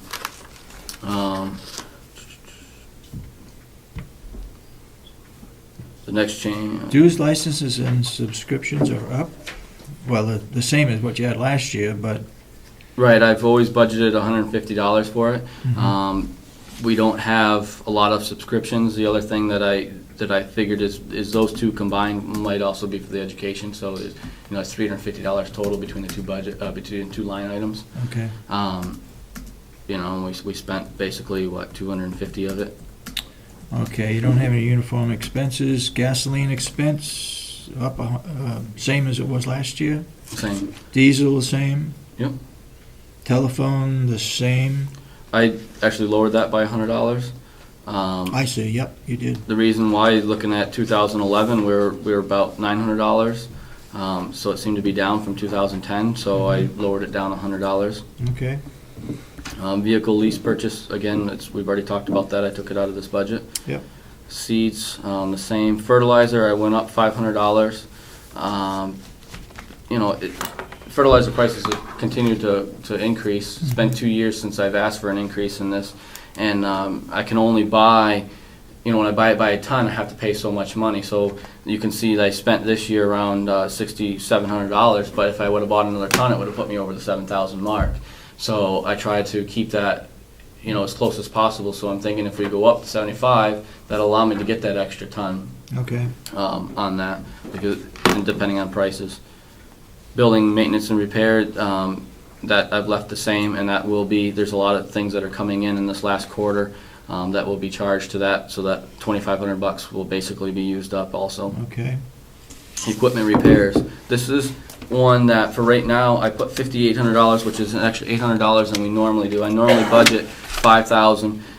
I spend maybe, as we look into history, around $4,000, but I don't know from year to year what's going to break on the baler, the mower, the different tractors. That's what this line item is used for, is to repair those pieces of equipment. The reason why I increased it this year is we have a fairly good leak that we've been trying to braze and fix on our radiator and on the small tractor. This year, it's gotten worse here in the last few weeks, and once we get done processing wood, we need to break it down, take it out, and actually send it out and have it professionally rebuilt. I'm hoping that maybe if I can do that before the end of the year, I'll have the money in this year's budget to do that. If that's the case, when we come back to budget times, I will let the commissioners know we could take that $800 out. Okay. If not, if we're not able to get it done in time, I may need that extra $800 to accomplish that. That is why I put a little bit more on there. And then we already agreed, or the commissioners already agreed to take out the $10,500 under new equipment. Yeah. Could we agree to at least leave that as a $1? $1, yeah.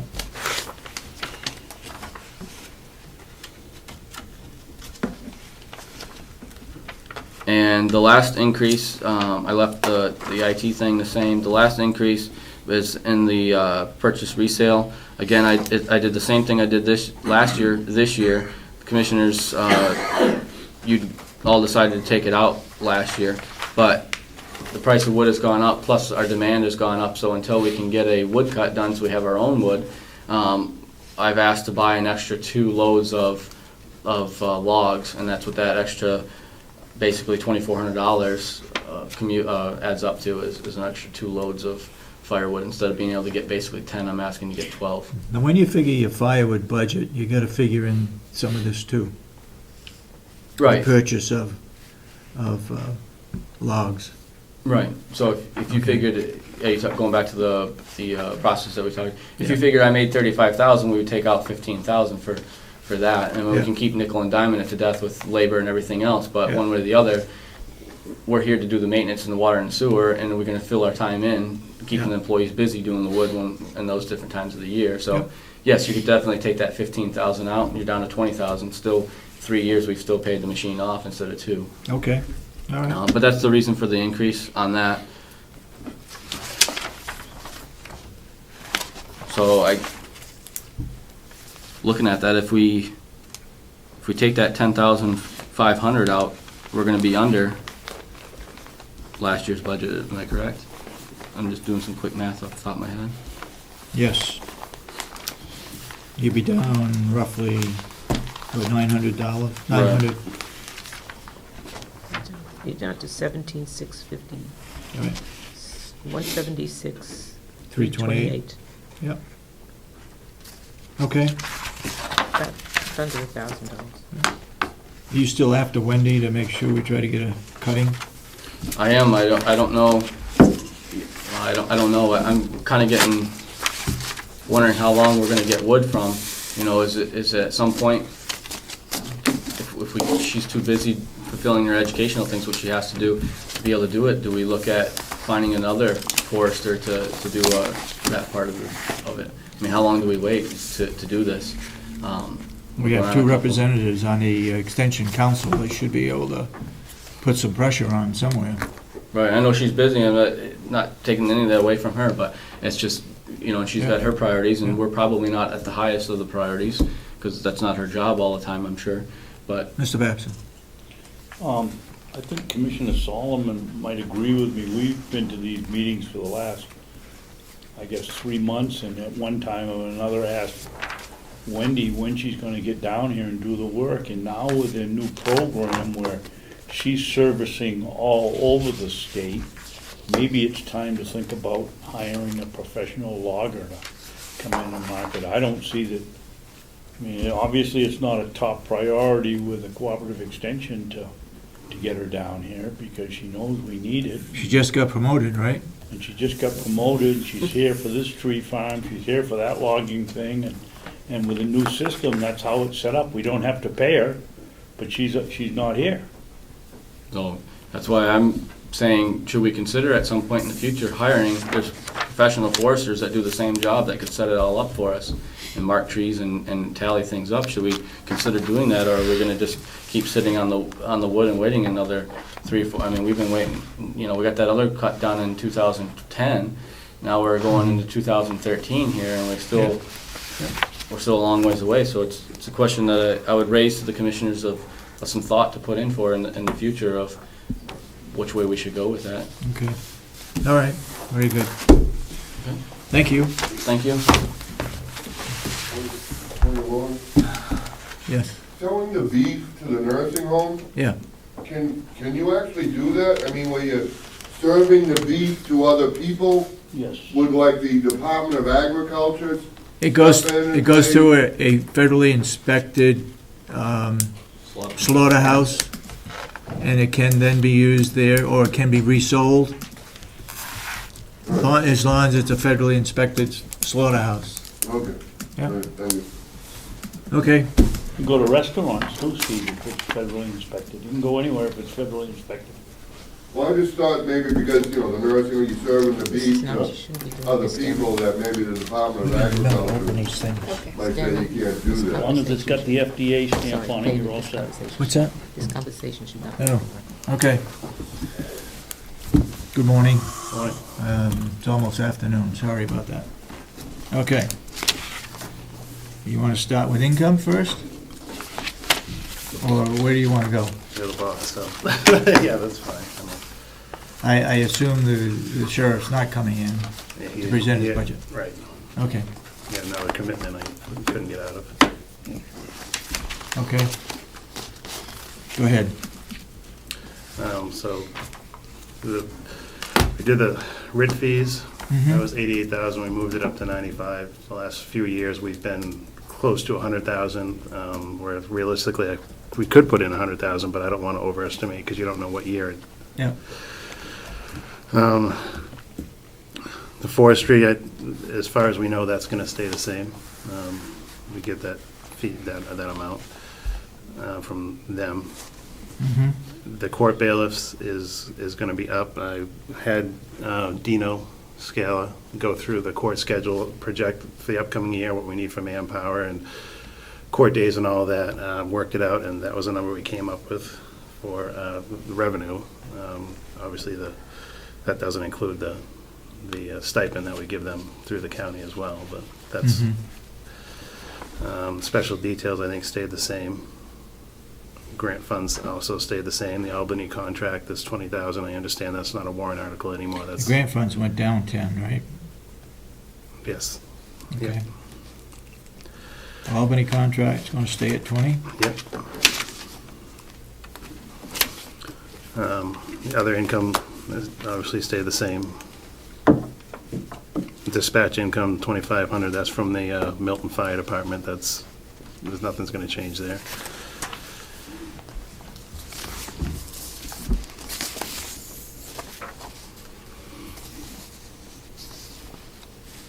So the income is up by $1,000, right? Yeah. Yeah, because your grant funds went down 10. And I don't know, that might change with the speed details that we could get and stuff. We don't know that right now. That could go back up to the $10,000. Okay, It's too early to tell right now, but okay.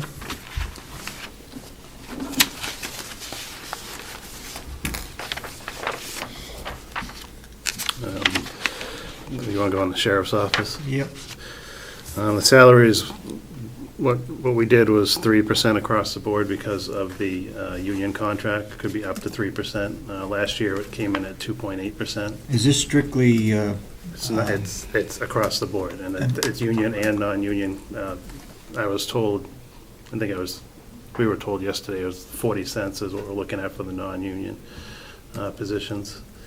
The one concern that I brought up, and I think I heard you address it with Superintendent Johnson, is at some point, if you're giving other people 3% and the administration a lot less, that you Getting could come to closer. where a sergeant's out making more than a lieutenant, and I'm not sure that's a direction you want to go down, so Okay. just something to consider.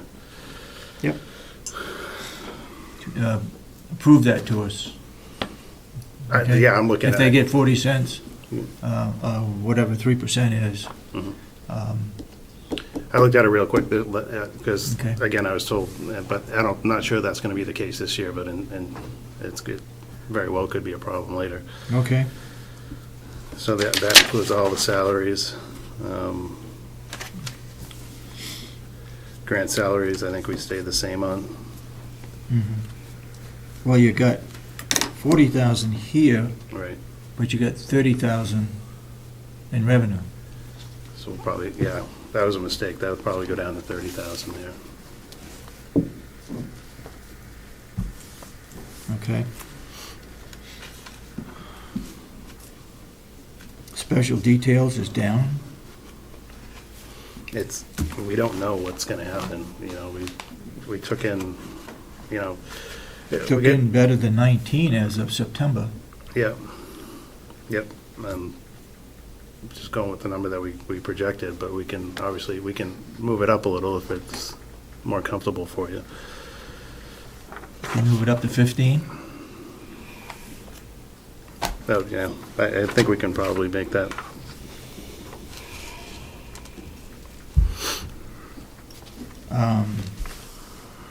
Wait a minute.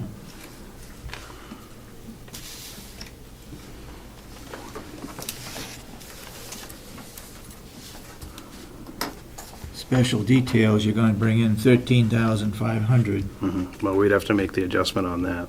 Hmm? We'd have to make an adjustment on that as well. Yeah.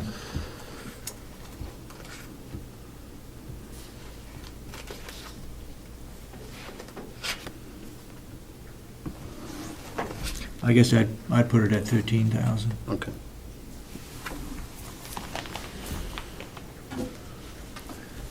Tell me if you guys, if I'm wrong, if you think it should be less or more.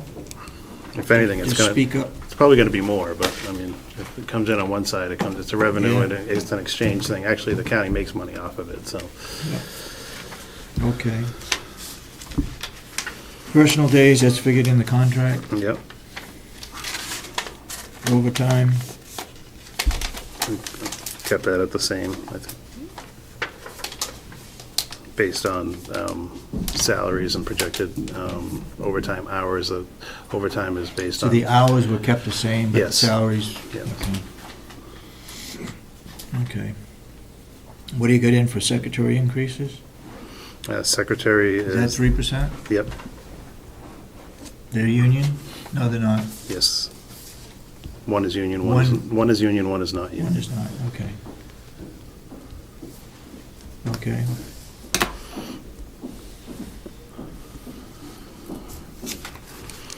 Deputies, that's 3%? Yep. Deputies is 3%. Special deputies, It's kept the same. salary of the sheriff, that's I think that was what was, Social Security, court bailiffs. Wow. again, that's the projection from Dino on expected court days and what we need for coverage and so forth. I have asked him, and we are looking at that more closely. That number could change. So we don't break even on court bailiffs? We don't, because we've put in as for the additional stipend that we give them. I thought we took that out. We put it down from $10 to $5, and the sheriff has put in for the $10 again this year, and that's what he's gonna be asking for. Put it back to $10 to put them up to what's the rest of, along the lines of what the rest of the state is making. Okay.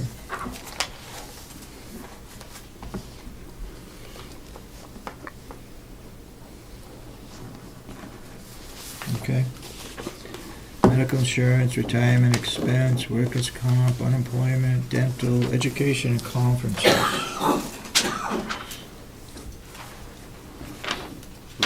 Again, we kept that the same.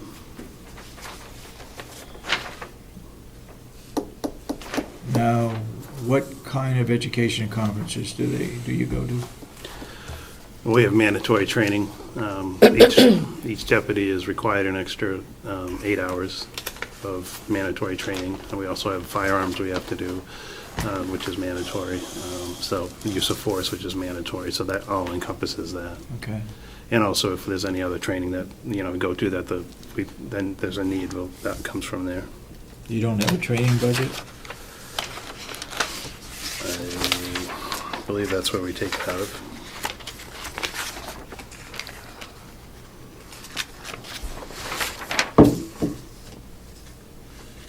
Okay.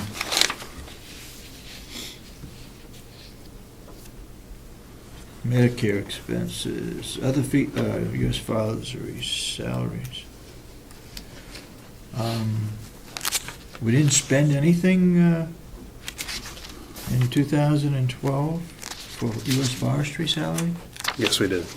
It just, what we do is at the end of the year, we get the bill, then we get it to Kathy, and she takes the money from there and puts it, she adjusts Okay. the funds, so. All right. Yeah, that's drained, that's empty. Other fees and services?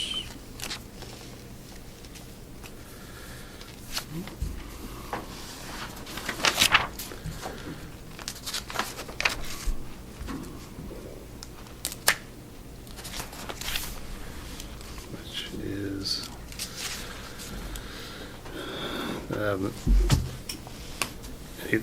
that's for like miscellaneous attorney fees and so forth. We set that at that amount. How much, we haven't, that's what.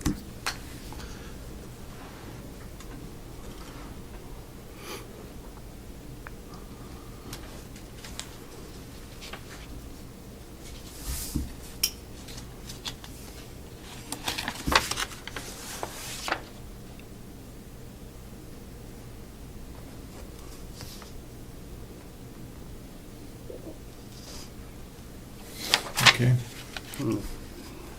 Office supplies. Again, that stayed the same. Dues, licenses, and subscriptions. Jumped up $2,000.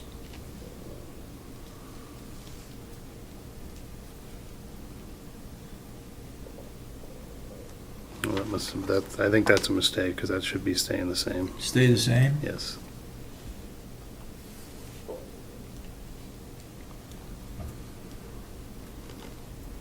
Okay. Canine expense. We're gonna keep the dog? Yes. I know that I talked with Jason outside. I know he was looking at a dog. I know that the incoming sheriff supports having canine. I think it's responsible that we keep it in the budget, then we can have a discussion. I'll allow him to have that discussion with Okay. the superintendent about How old assessment is and the needs. dog? Dog's 9 years old. Still has, Few years. yep. He's not a patrol dog, so he has a number of years ahead of him. What is his capabilities? He's a tracking dog. Drugs? Drugs, articles, missing people, missing kids, tracking. The articles is basically, he'll go out into an area and go through the area and we'll find something that doesn't belong. Okay. Last year, he located a gun in the woods for one of the departments, stuff along those lines. Okay. Deputy expenses? Excuse me. And that stayed the same. What's included in deputy expenses? Deputy expenses are, if they're on a transport, meals on transports, we take bulletproof vests out of that. Sometimes there's some equipment stuff that comes out of that, but basically it's, expenses that, If it's meals, it goes under meals. You got meals budget, you put in $300. right, but that's for the prisoners. We're talking for the deputies themselves. This is for prisoners? No, That's all. I mean, prisoners who are being transported. the meals is for the prisoners that are being transported. This is for the deputies that got called out of town or so forth. Okay. Investigative supplies? Again, that stays the same. I think you gotta be a little concerned about, it's easy to say it's the same as it was last year, but If you didn't use it. sometimes you need to go back and find out what is involved, and is it the same as it was last year? Or is it less, or is it more? Right, that's, I'm just presenting the budget as, Yep, okay. Computer expense is down.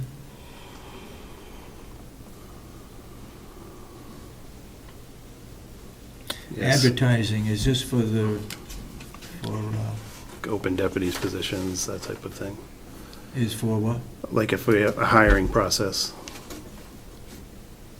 Okay, Janice, do you have money in advertising for Sheriff's Department, for hiring? I don't know how the process has been in the past. Since I've been here, we haven't advertised for sheriff. Okay, all right. Telephone is the same. Mhm. That possibly could go down a little, I think. I'm thinking it might, but like, again, that's a discussion with the incoming sheriff. Yep, okay. Communication expenses, vehicles license purchase is down. Yeah, we now own every car that we have. And this year, we're putting in for 3 new cruisers. That means 3 are coming offline, so depending on what the incoming sheriff wants to do, typically it'll go to the commissioners as to what they want to do with those cars. You can either auction them off, or we can keep one here and assign it as, when I was in Conway, we gave them to the town, and they assign them to the inspectors. Yep, And Like we could assign one to the jail. you could assign one to the jail, all 3 of them, you could assign one to the nursing home, and the nursing. when No, they- we don't want to get Oh. into too many vehicles, there's too much maintenance. Yeah, well, I'm just saying, what happens is, I know the school took one, and they use it as a training car. And so Mhm. instead of spending gas and mileage at 55 cents a mile, Yep, you just gas up at the state pump, and it turns out to be a lot less, so okay. all right. that's, Before you give those away, make sure they come through the commissioners, okay? we're not doing anything with it. Again, it's the incoming sheriff, but my opinion is, once we get 3 new cars, those 3 cars go to you guys for your decision on how you want to Okay, handle them. Okay. Photocopy is the same. We're getting back in the dark room, or haven't we ever gotten out of it? I think we put $100 in there, or, I think we could probably put $1 in there. Put a but dollar, I just- okay. Again, that's something I wanted to leave up to the incoming sheriff, or Sheriff Conley wanted to leave up to the incoming sheriff. Okay. Extraditions, don't know. Right. Insurance, firearm training and equipment. That's the same. Mhm. I don't want to talk about it now, but I think if we're going to be doing firearm training, why can't we do the jail too at the same time? You want our firearms guy to? Yeah. for- I mean, they've got quite a list of pistols and shotguns and ammunition and so forth. Can we cooperate a little and do training deputies and correctional officers? Training program? Think about it. I don't want to Yeah, talk I'm about not it sure, now. we're bound under stricter than they are, but But training is training. I don't see any reason why that can't happen. Okay. Okay. Grants you're not sure of? Correct. New equipment, 15,000. Yep, that's, again, the same as last year. We haven't spent it this year. The sheriff and I were talking about it. That's for the radios, mobile radios and stuff. We got 6 new handheld radios. That leaves us 6 shy. But we're concentrating on putting, what we need is mobile radios for the cruisers, because if one of those breaks, Motorola won't fix it. They don't have parts for them anymore. They're out of date, so we have to start cycling. So if we do 3 or 4 a year, then what that'll allow us to do is take some of those older ones out and use them as spare, so if one does break, we can use Yeah, that. yeah. So How that's many what we're- cruisers do you have? 11. 11 cruisers. And that's, I have to look back, that's an estimate. That includes the Humvee? No. No, that's not, no. That does not include the Hummer. Okay. And what is the status of those two? What's the status of those two Humvees? One of them. is at the Yeah, barn. and the other one, I think the sheriff is looking at returning back to the military or Where is it? finding another. Do you know where it is? I believe it's being held over at the Wakefield, in the Wakefield impound yard. Okay. Was that one of the ones that was redone? Nope. No. All right, information technology, 27,000, same as what you had last year. That's the Cybertron contract. That's the contract? Yeah. Yes.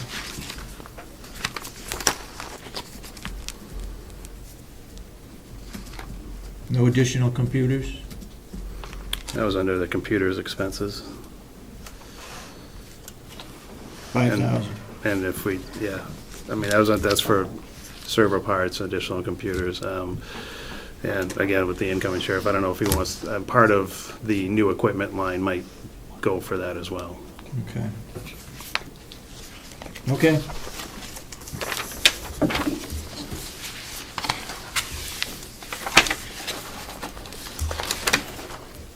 All right, let's look at dispatch.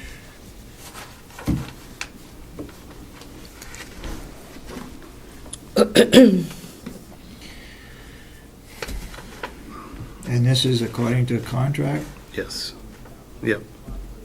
Salary increases are according to contract. Kept the special dispatchers, the part-timers, the same amount of money. The insurance, the social security, that's And all. on education and conferences? We haven't spent 4,000. No. We We haven't, need and we 4,000? and we won't, but again, I'm not, something the incoming sheriff might look at. I don't think we need 4,000. Well, let's reduce it 1,000 anyway. Okay. Agreeable? Yeah.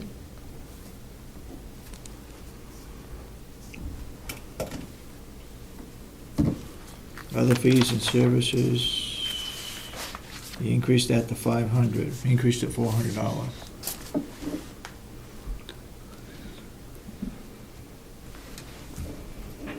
Increased it from, no, that should stay From at. 100 to 500. That should stay at 100, Stays 100? yes.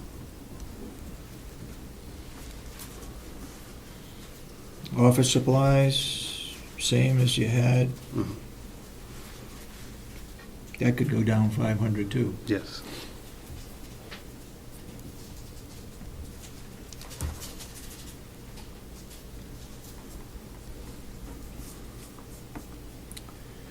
Uniform expenses, the same. And that's We- something do that we could have a- go, that's something that very well could go away and go down, depending, again, on the incoming sheriff, what he Yeah. wants to do as far as uniform requirements and so forth. Do we have any new deputies? I mean, we got new ones coming on board. Are we at full strength? Road deputies, we are at full Yeah. strength. Okay.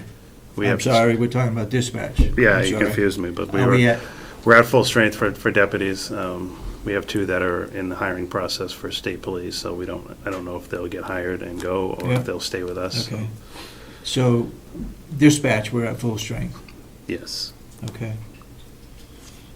Now, what do they have for uniforms in dispatch? They have shirts and fleece pullovers.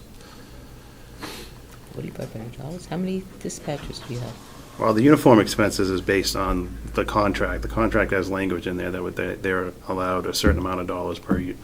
Yeah. So we do. Replacement or cleaning or what, or both? Yep, both. I think that needs to be looked at when a union contract comes up. I agree. I don't think they need to have a uniform. Nobody ever sees them, and they're up in that room. They ought to have something comfortable, but everybody goes to work. Yep. Okay. Electrical expense is the same.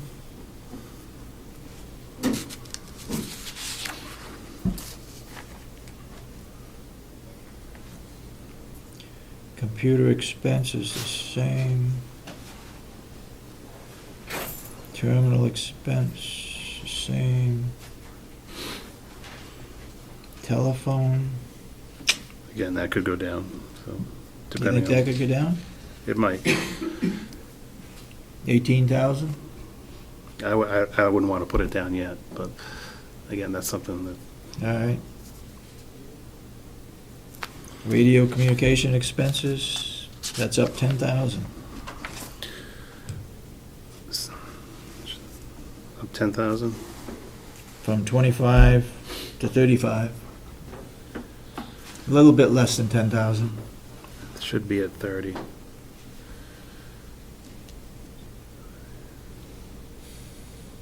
Is that for new cars?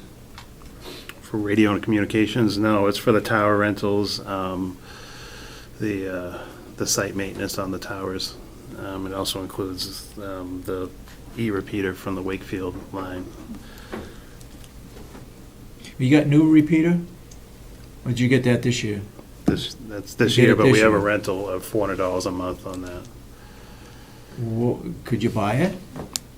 No, it's a space on the tower that we rent. We own 2 towers, and the other towers, we have space on it that we pay a rental fee on. And that's what we did with this one.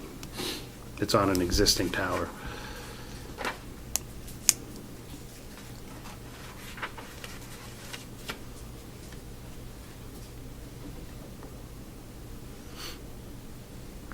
Okay. I mean, I haven't had a chance to talk to OME for the maintenance and all that, so the 35,000 might go down, but again, that's a number that's an estimate, and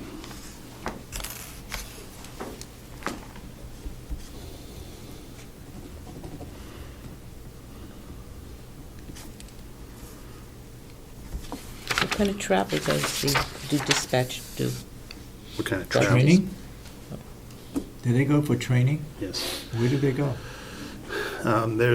There's training that we've been trying, there's the Dispatchers Academy that we put them all through, basic, and they're looking at putting an advanced one, I think, this year. There's NCIC, the terminals that we have, they have to go through a 3-day certification for that. NETA has, which is what we're a part of, NETA has conferences as well that we try to have at least the dispatch supervisor attend to keep up to date on information coming down and new technology and so forth. But that's typically what we look at for that. Okay.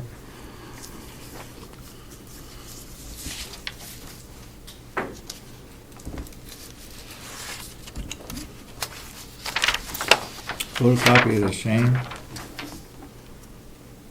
Insurance is the same. Grants $1. New equipment. What do you got on the new equipment? Again, the new sheriff will look at that, but I think we're looking at trying to get that 4th terminal up and running and operational. It's a call taker station right now, but it doesn't have a console for radio communications. So when it gets busy, the communications supervisor will jump on that and take calls and enter it into the IMC computer operating software. Then the other dispatchers can see what's going on and dispatch the units out. So if you're putting in another station, that means another person? No. No.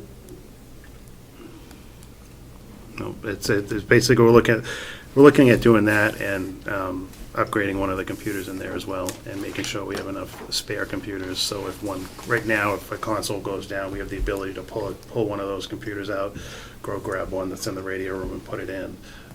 That being said, one of those is coming at like an end-of-life type thing, so we need to look at replacing all that. If I can have the new equipment line items, we kept it the same, but obviously with the request, just like last year, we'll come in with a list of specifically what we're looking at and the dollar amounts.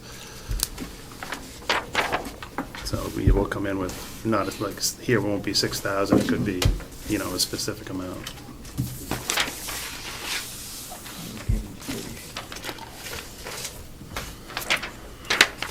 So, the IT is 27,000 in one budget and 27,000 in the other? Well, we were informed last year that our part of it, the contract was 54,000, and we split it between the two. Okay. Okay. Anybody got any questions? No questions? We'll have some more questions for you later, but go ahead, Mr. Babson.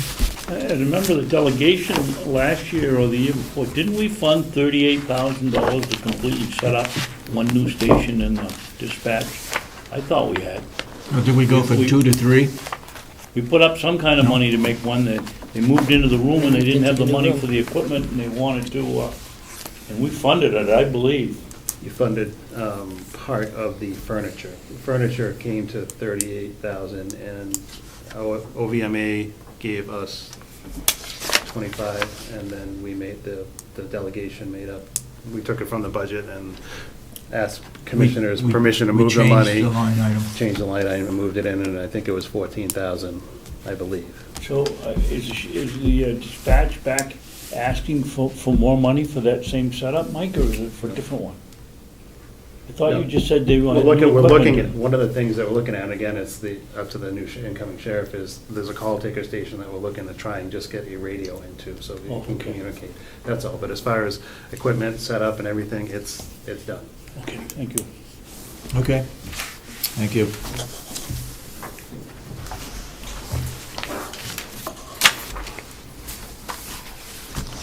Janice, you got anything for public? I do. Good morning. One. Good afternoon. Still Is I that thought- right? No, Oh, that's that's not Make right. that back. Still more. Sorry about that. I just wanted to update you on the Kronos project, I Okay. suppose. I spent approximately an hour on a conference call with our contact there, Mhm. and now have a better understanding of where we're at. The scheduling piece that was purchased only by the nursing home is not active. He's telling me it's going to take another $10,000 or $11,000 to activate that, because all of the money was used towards trying to get just the timekeeping system up and running, and it's still not fully functional. I am now, what I'm doing is going back, starting from the beginning, looking at each and every person that is input into the system, making sure that they are either full-time or part-time, that their accruals are correct. Mhm. That's a huge undertaking, but if that information isn't correct in the payroll system, it's not correct in Kronos. The good news is there are many, many features of this which I don't think we were aware of. Folks do not need to swipe with a time card. They can punch in their employee ID number, which is located on their paycheck right at the time clock. They can log in from a terminal, or will be able to, and print out their schedules, because it's all Windows-based. At some point, if the sheriff's office wishes, their deputies can clock in via their smartphone or cell phone, so if they're Mhm. off on the road, it will help. Frankly, I think the scheduling piece, I think he's a little high on his estimate on what it's gonna take to get that going. He's basically looking at that 10 or 11,000 as a retainer fee for which they'll bill against. I don't think we're gonna need that. I think Becky has a very good handle on what needs to go into the system. She's gonna sit in on a conference call tomorrow, again with Kronos, as will Kathy Gary. And we'll take it from there, and I'll report again next week as to where we're at with this. And I think you need to go all the way back and look at the contract and see Yep. what was included in the contract. Mhm. Because I know scheduling was an important I thought that was portion of included. it. It was, but what they give us is credit hours, and apparently those credit hours Was used were up? spent over the course of the last 2 years trying to get this program up and running. That's my understanding. Did you say last week that you will have it up and running by September? By the end of By January. January, I'm sorry. End of January So is you what I you did said. say that, Yep. okay. Mr. Babson? This is just my own opinion, Mr. Chairman, but this whole thing is absurd. We've had this program now for 3 years. I distinctly remember whoever sold us on the program that the big savings was gonna be in scheduling. You'll be nowhere, who's gonna have this, who's gonna have that, who's gonna have vacation. And now we're told after $38,000, we're still $10,000 short. I would suggest somebody get out the contract and read it A to Z before you talk to them tomorrow and find out why this is going on. That isn't what, either you were presented the wrong information or the person that told you was presented the wrong, because I can clearly remember that discussion. Yeah, I do too. But what she's saying is that we have used up $10,000 worth of conference calls or Meetings. whatever to get the rest of the system up. Well, I We don't didn't even remember realize- that. I didn't realize that was gonna The sales happen. pitch was $38,000 to get it in. There was never any discussion about you'd be given credit against this and we'll work our way down until you get it. They Look at bought the a- contract. They bought a program, and I assume something of that expense would come with some training in it. And then, Yep. there was never, ever any mention of credit against some deposit. It was gonna be $38,000. Scheduling was gonna save us all kind of money and pay for itself in a couple of years, as I recall. Yep. And it just hasn't worked out.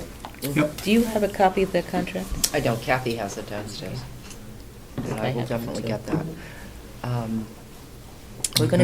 We will be having on-site some training by our new Employee Assistance Program, EAP program, about anger and stress management. They're going to come several Who's doing that? sessions. It's NHIT, through NHIT, Interlocal Trust. We just put a plethora of information about the Employee Assistance Program, which I'm very pleased with. I think if you go to the website, you'll see what they have to offer at no cost to our staff. And it's very much value added. It's great. Everything from money management to issues with aging parents, daycare issues, again, at no cost, so. But is it through the health insurance? Yep, through our health insurance provider. So I think that that's going to be great. Personnel reference guide, I don't know if you've had the opportunity to I've look gone at it through yet. the first section of it. Okay, I've read through it. okay, You've been through the whole thing? Yeah, I had some questions. I don't have them with me, but I Mhm. did have some questions. okay. Next week, I'm not going to be here. I'm going to be down in Concord for a seminar. And so maybe by the following week, we could hash out some of, I'd really, really like to get this rolling. I understand people have been asking for it for a number of years. In addition, I met with, yesterday, a gentleman from Liberty Mutual, and again, no cost to the county whatsoever, but it's another provider that our county employees can take advantage of for home and auto insurance during open enrollment through payroll deduction. It's just, again, just another value-added service that we can offer, and it's done right here through payroll deduction. So they actually get a discount because it's a group, they get a discount because it is Automatic payments. through payroll deduction and so forth, so, for those that want to. Yeah, good to know. We've probably done this, but I'm not sure. Mhm. To put together a package of what the benefits are for our employees.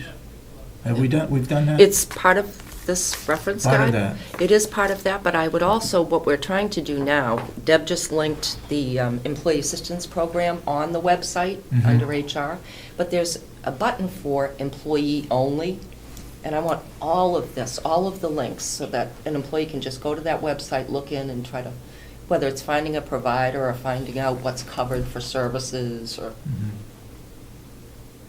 Mhm. Okay. I think we've done this in the past. What I'm thinking of is, and check with Kathy Gary to see if it was put into the payroll check, the benefit slip in the payroll. So I know that we're doing that with people the. know what they're, Yes. not only what they're getting for salary, what their benefits are too. Okay. Like the 80/20 for health insurance that we're Right. paying, and On the check itself or a payroll flyer? no, a flyer that Okay. goes in the envelope with the check. I know we're doing that for our next paycheck with the Employee Assistance Program, just an Okay. outline and directing them where Okay. to go on the website to Okay. learn more, so. Okay. You got something for non-public? Just one quick little thing. Okay. We'll open it up for public input. Mr. Brown? I forgot, on that impound yard thing, the chief, also mentioned something about it having a camera on it. Oh, on this one, on the one we have here? One that we, Proposing. Well, no, Proposing? when I was discussing it with him, it was talking about the building of a new impound yard. yeah, yeah, Having a camera on. yeah. Okay. Damon? Oh, so how much has Kronos cost us over the years? Has it been 2 or 3 years, and is it 100,000 and it's still not working? Can you just kind of dumb it down for me? I'd have to. I don't know I don't the know. numbers, but I can tell you the time and attendance is working as far as tracking when people are here, when they're not here. What is not being utilized is the accruals for someone to see how many hours of vacation they have, how many hours of holiday, because we have so many different categories of employees and people switch frequently. I think at some point it just became such a big mess between people switching part-time to full-time, vice versa, per diem, that it kind of got put by the wayside, and the old ACS payroll system was relied on for that. The scheduling piece, we did purchase that module. It's all of the training and the nuances that we have to pay for. So in other words, every single individual has to have an availability put into the system. So some people don't work Thursday nights because they have a class. All of that data has to be dumped in. In order for that to happen, this is what I'm being told, we will have to purchase additional credits, which is like a retainer fee that they bill against for doing all of this additional download, input, and so forth. So the module exists, the training is online for anybody that wants to go out and look at it, my understanding is, but we can't do anything with the actual scheduling piece without availabilities, shift changes and so forth. I thought our scheduler over at the nursing home had received that training. She did, but that was a long time ago, and they haven't been using it because it's not functional.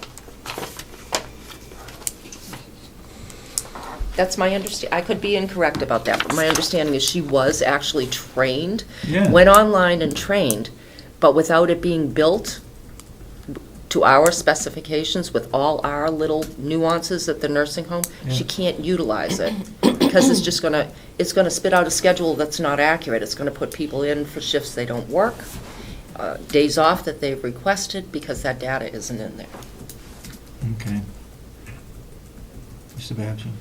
Mr. Chairman, why don't we ask Jan to have either the salesman that sold us the piece or the regional sales manager or somebody come in and have the administrator from the nursing home and Jan and Robin Reed, anybody that's been connected with this mess over the last 3 years, I believe it is, and sit down and pinpoint this thing, because all the things you're telling us here today, Jan, isn't what we heard as a delegation when we were sitting told, and B, as I sat here and listened to told to the commissioners. It is not the same thing. Yeah, yeah.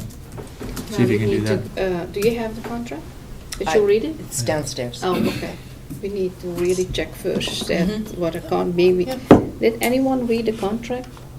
Who read the I'm contract sure and when went we over did it, we approved it, and it was approved through the IT committee. So they read the contract, the IT committee. I would assume that's what happened, yeah.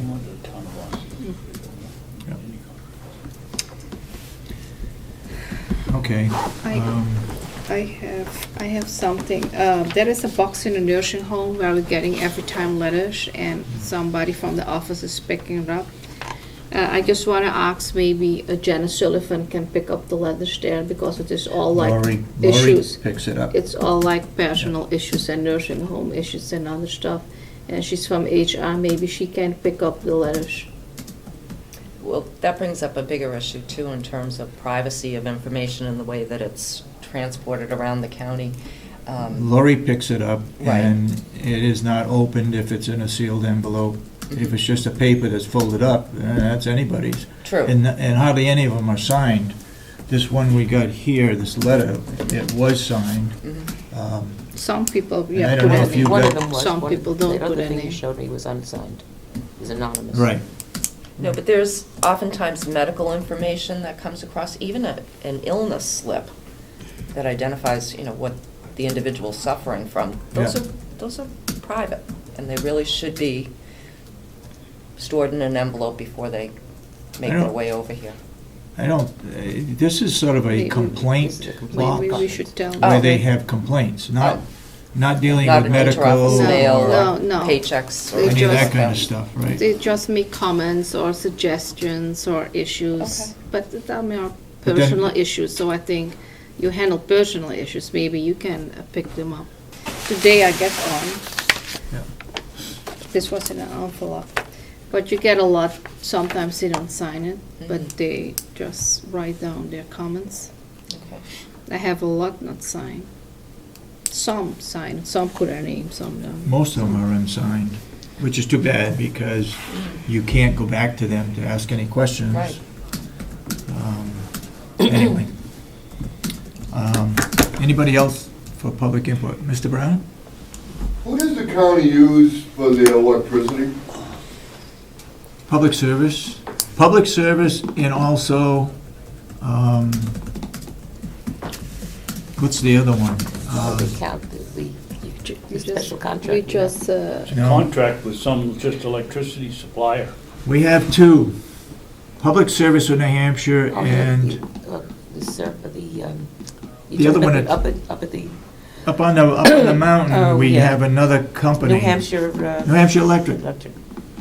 New Hampshire Electric is, I think, is strictly up on the mountain Yeah.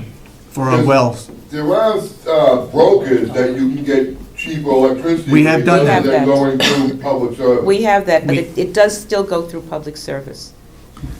You Right, can't- it comes on your Yes. public service bill, But but we are already doing that you're already for doing it. over a year now. Yep. I'm just wondering if this new letter, is that a grievance, or is that something we can get a copy No, of? it's just a letter that, again, it's personnel,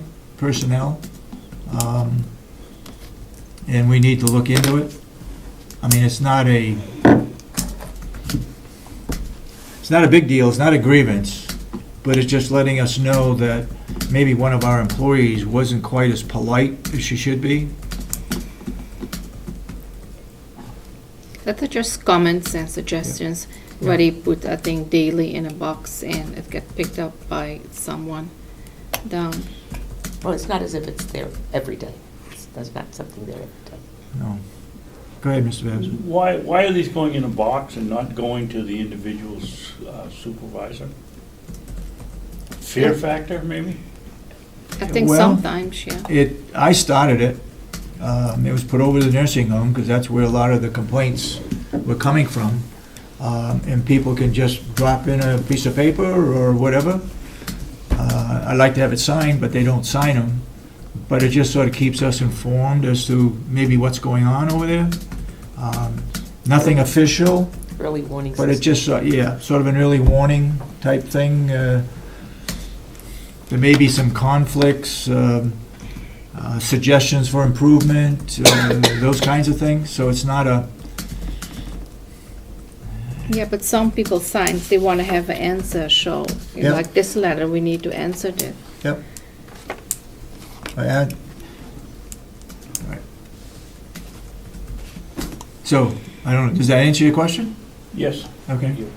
I think I'd be more tempted to answer the ones that are signed than the ones that aren't. You I can't- agree. Can't Or actually even answer. address them. If they You don't can- want to put their name down so you can discuss it with them, I certainly wouldn't throw the whole place into a firestorm over something somebody wouldn't sign. Yeah, yeah. I think that's the way we've looked at it in the past. Okay. Yep. And this one was signed. One was. Yeah, this one here is, One was signed, yep. we all got a copy of it. Anybody else got any public input? If not, thank you for coming. And your public input. As I've always said, it's always useful to have that. So we'll go into non-public unless, oh, we got, You're going to, we need to open up these. Is it today? Yeah, oh. yeah. We need to open up bids that came in regarding the telephone service over at the jail. Is this the thing? Okay. Delegation update. So we got 5 bids. So. Okay.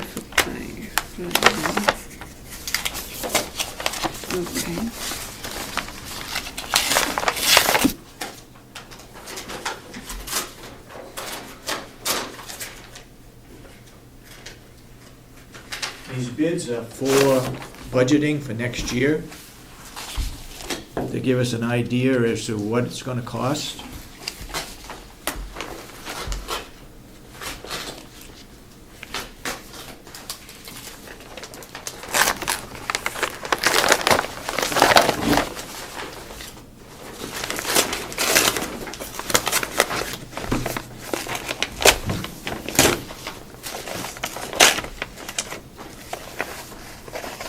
This first bid is from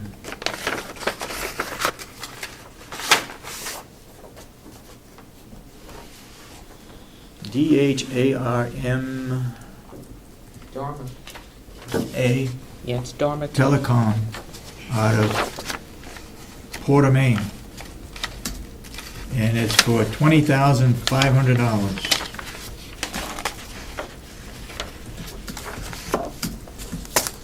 Did you say 25,000? $20,500. Okay, 25. You got one? Yeah, I have this thing, from telecommunications, From Arcom? Arcom Communications, Hillsborough, New Hampshire.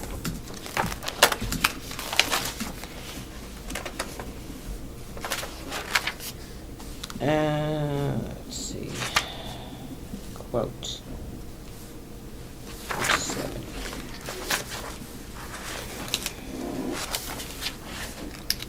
You got one?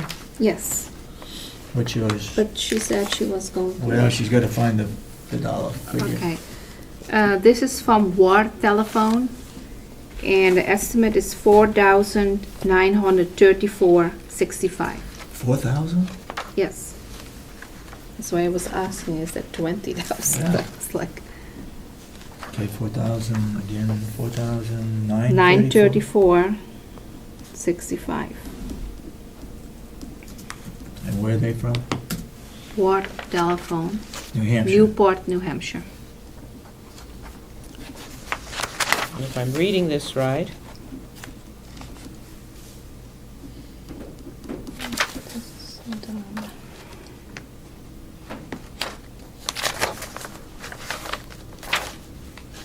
it looks like the, This is 4,000. this one from Arcom Communications is $14,870.08. Can you repeat the numbers again? $14,870.08. Okay, thank you. And is it two more that we have here? That's from the CEO. Yeah. And where are they located? In Hillsborough, New Hampshire. Why are there so many here? Oh, there's just duplications, I see. Same thing.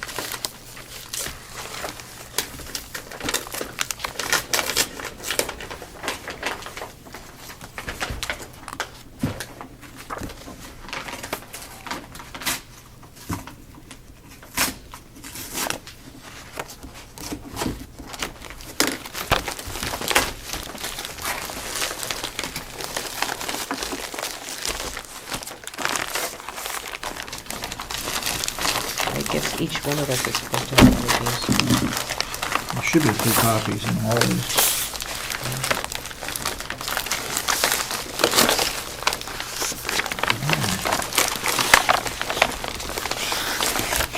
They don't want us to get into this one.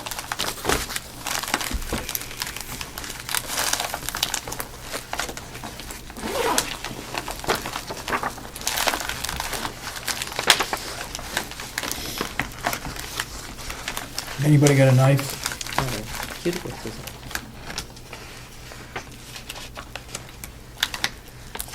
Looks like an offer.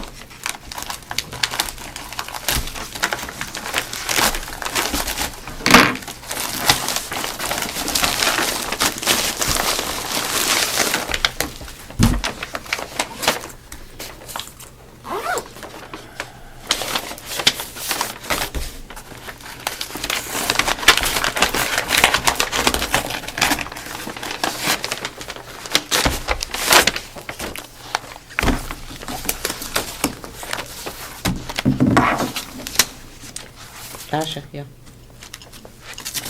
That's the other one, the one we just did. Oh, this is Okay. black box. So I have another bid here from Taylor Techniques.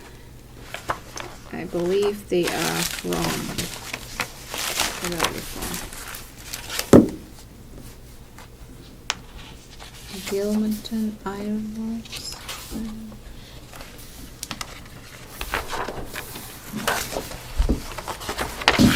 And it is $11,480.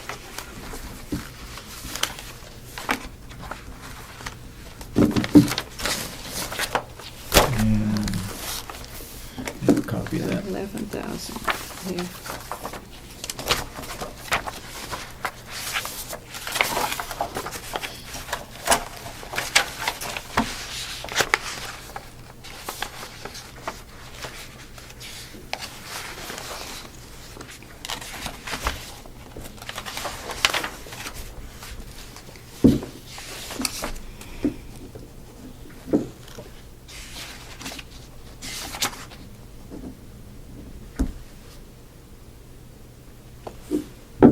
And what was your last one? Not yet. From Spun.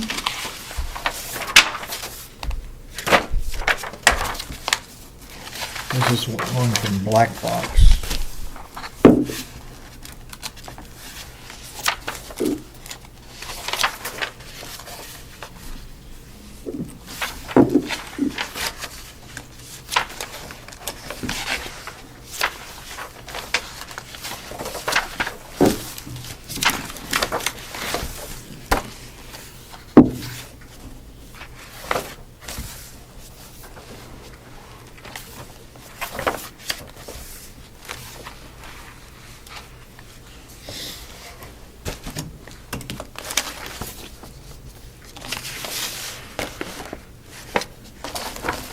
Is it?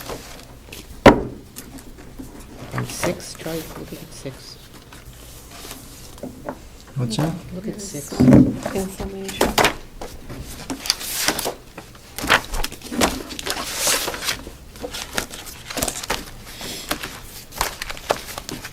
Black Box is $7,829.57. All over the place.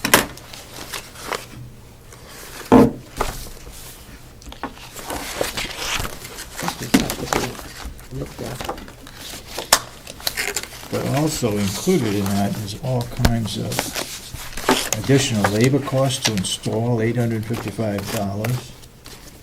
Two-port fax license is $842.40. Do you have a total? Eight-port conference bridge, $875. This one here is gonna take some time to, budgetary cost, $9,580. That's the total cost? But this, Budgetary cost. it says equipment options at the top. As if this, you know, I don't know if that's added to what we asked for or not.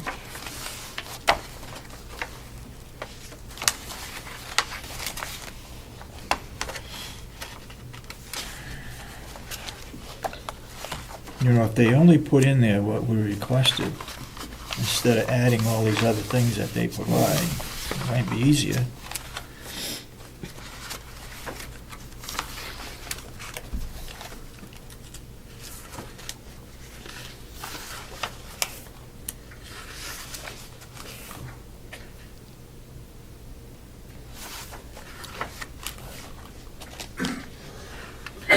For routine maintenance,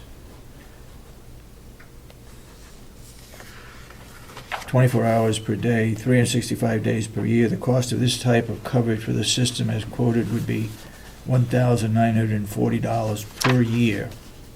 Parts-only coverage, cost of this type of coverage for your system would be $1,120 per year.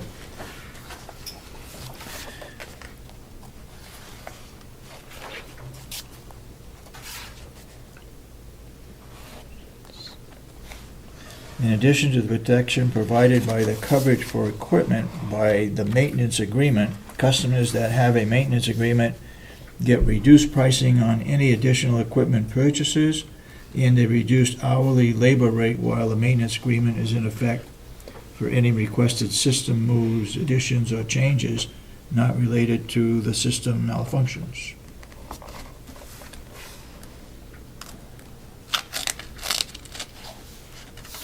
But on the required services to Carroll County, $7,829.57. And then you look at software, 1 year subscription for the system as has been quoted would be $381.64.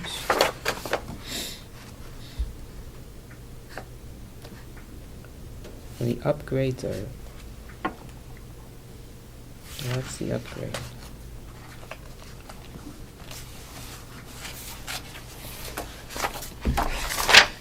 And then the options.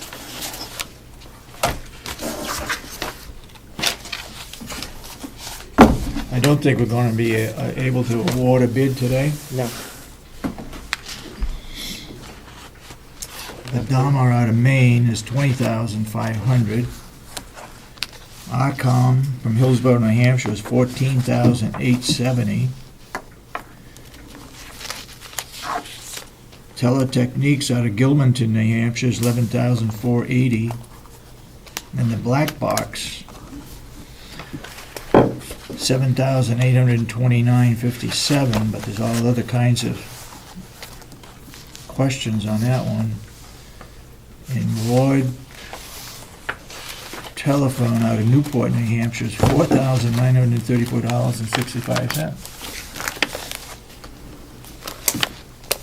And as I said, they're all over the place. I think we'll have to talk with Jason, and I know the subcommittee, I think, had a presentation by We had a Ms. Black Box. and also by another company. Did they have it from another company too? Yes, this, whatever's doing the Samsung.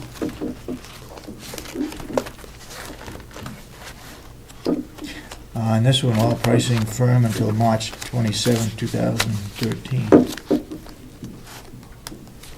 Laptops was All one, right.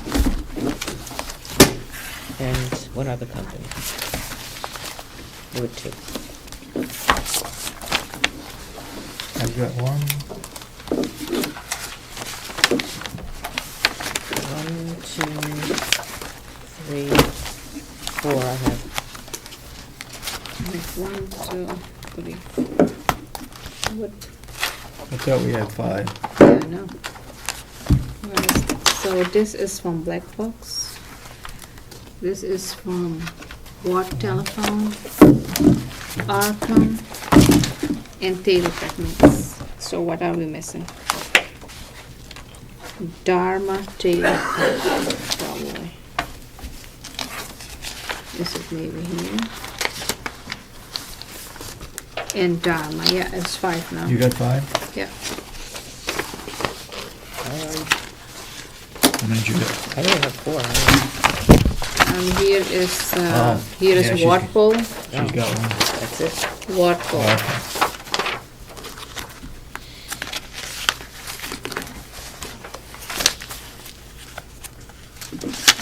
Was this the least expensive one that we started talking about? What's that? This was the least expensive one, the Yeah. 4,000, yeah. It's $4,090. $5,000. Okay. We'll have to talk with Jason on those bids and come to a conclusion confusion as to what's offered and what's not offered, and all these ranges from 4,000, roughly 5,000, up to 20,000. Quite a spread, Yes. okay? Oh, I did have it with me. All right, are we ready to go into non-public? Yes, I was Damon? just wondering if I could ask, did Will say why he was asking for cows rather than pigs? Since he has experience with pigs now? Why is he asking for cows? Because I think he wants to use the resources that are available here. There are pastures where it's not hayable, but we're not using it. We just mow it and let it drop. It's not good hay, but it's hay that cows could live on with supplemental. It seemed like he had a pretty good run with the pigs. And it seemed I like that don't was the know the direction we were outcome. I've going. asked him to give us a complete He says he's not ready to do that. analysis as to, I'm not sure he's, Not ready for that. they may have gone to slaughter, but I think there's some that are being smoked, and so I don't know. It's not completed yet, Oh, okay. okay? He's had a couple educational programs. Grain went out of sight, Yeah, he, expensive, more so than when he got started. He is supplementing the vegetables from Hannaford's, I believe.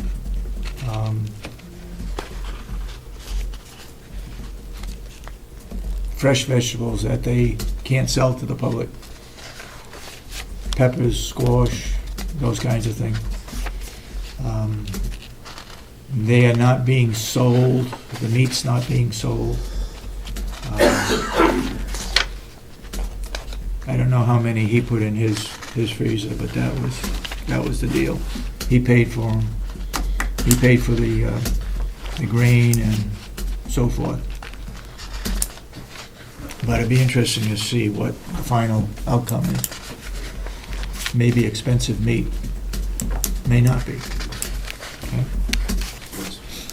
Okay, anything else we want to bring up before we go into non-public? Then I'll make a motion that we go into non-public for what reason? Jail personnel issue. Jail personnel, okay. Okay, We adjourn the meeting first? Are you adjourning the public meeting? or- no, we're not adjourning the public Okay. meeting. We'll adjourn the public meeting after we come out of non-public. Okay? So make a motion that we go into non-public for jail personnel. And a roll call. Motion to go into non-public for jail personnel issues, Right. 12:02. Anyone Somebody second second it? I'll second that. Motion been made and seconded. Are you- Commissioner call. Kenny, yes. Commissioner Solomon? Yes. Commissioner Sorensen? Yes. Been so voted. Be a non-public. We not go back into public session after our non-public. I'll make that a motion. Second. And it's seconded. Any further discussion? All those in support of the motion say aye. Aye. Then so voted. Outside of a meeting, though. What? You didn't reconvene the meeting. You should have reconvened the meeting first, then made a motion. Because you were now in non-public. And now you just made a motion really outside of the meeting. Oh, I see what you're saying. Yeah. Yeah. So You should have reconvened the public So- session, then made the motion. All right. So you're gonna start over? Let's do it correctly.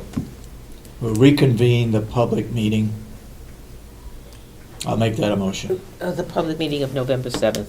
of November 7th. I'll second that. Seconded. All in support of the motion, say aye. Aye. Aye. All right. Now we will make a motion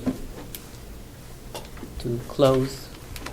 to close the public portion of the meeting Of November 7th. of November 7th and go into non-public session.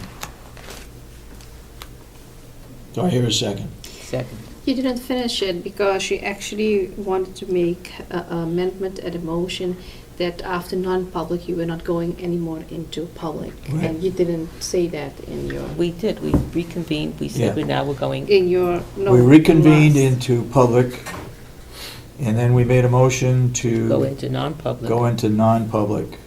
But after non-public, you said you were not going anymore into public session. That's right, we won't That go was back the into reason public. why you Once wanted we to get have through the the amendment. non-public, we will vote to seal the minutes or whatever we decide to do at that point in time. So we're not gonna go back into public session after our non-public. Okay. Thank you, Mr. Brown. Keeping us straight.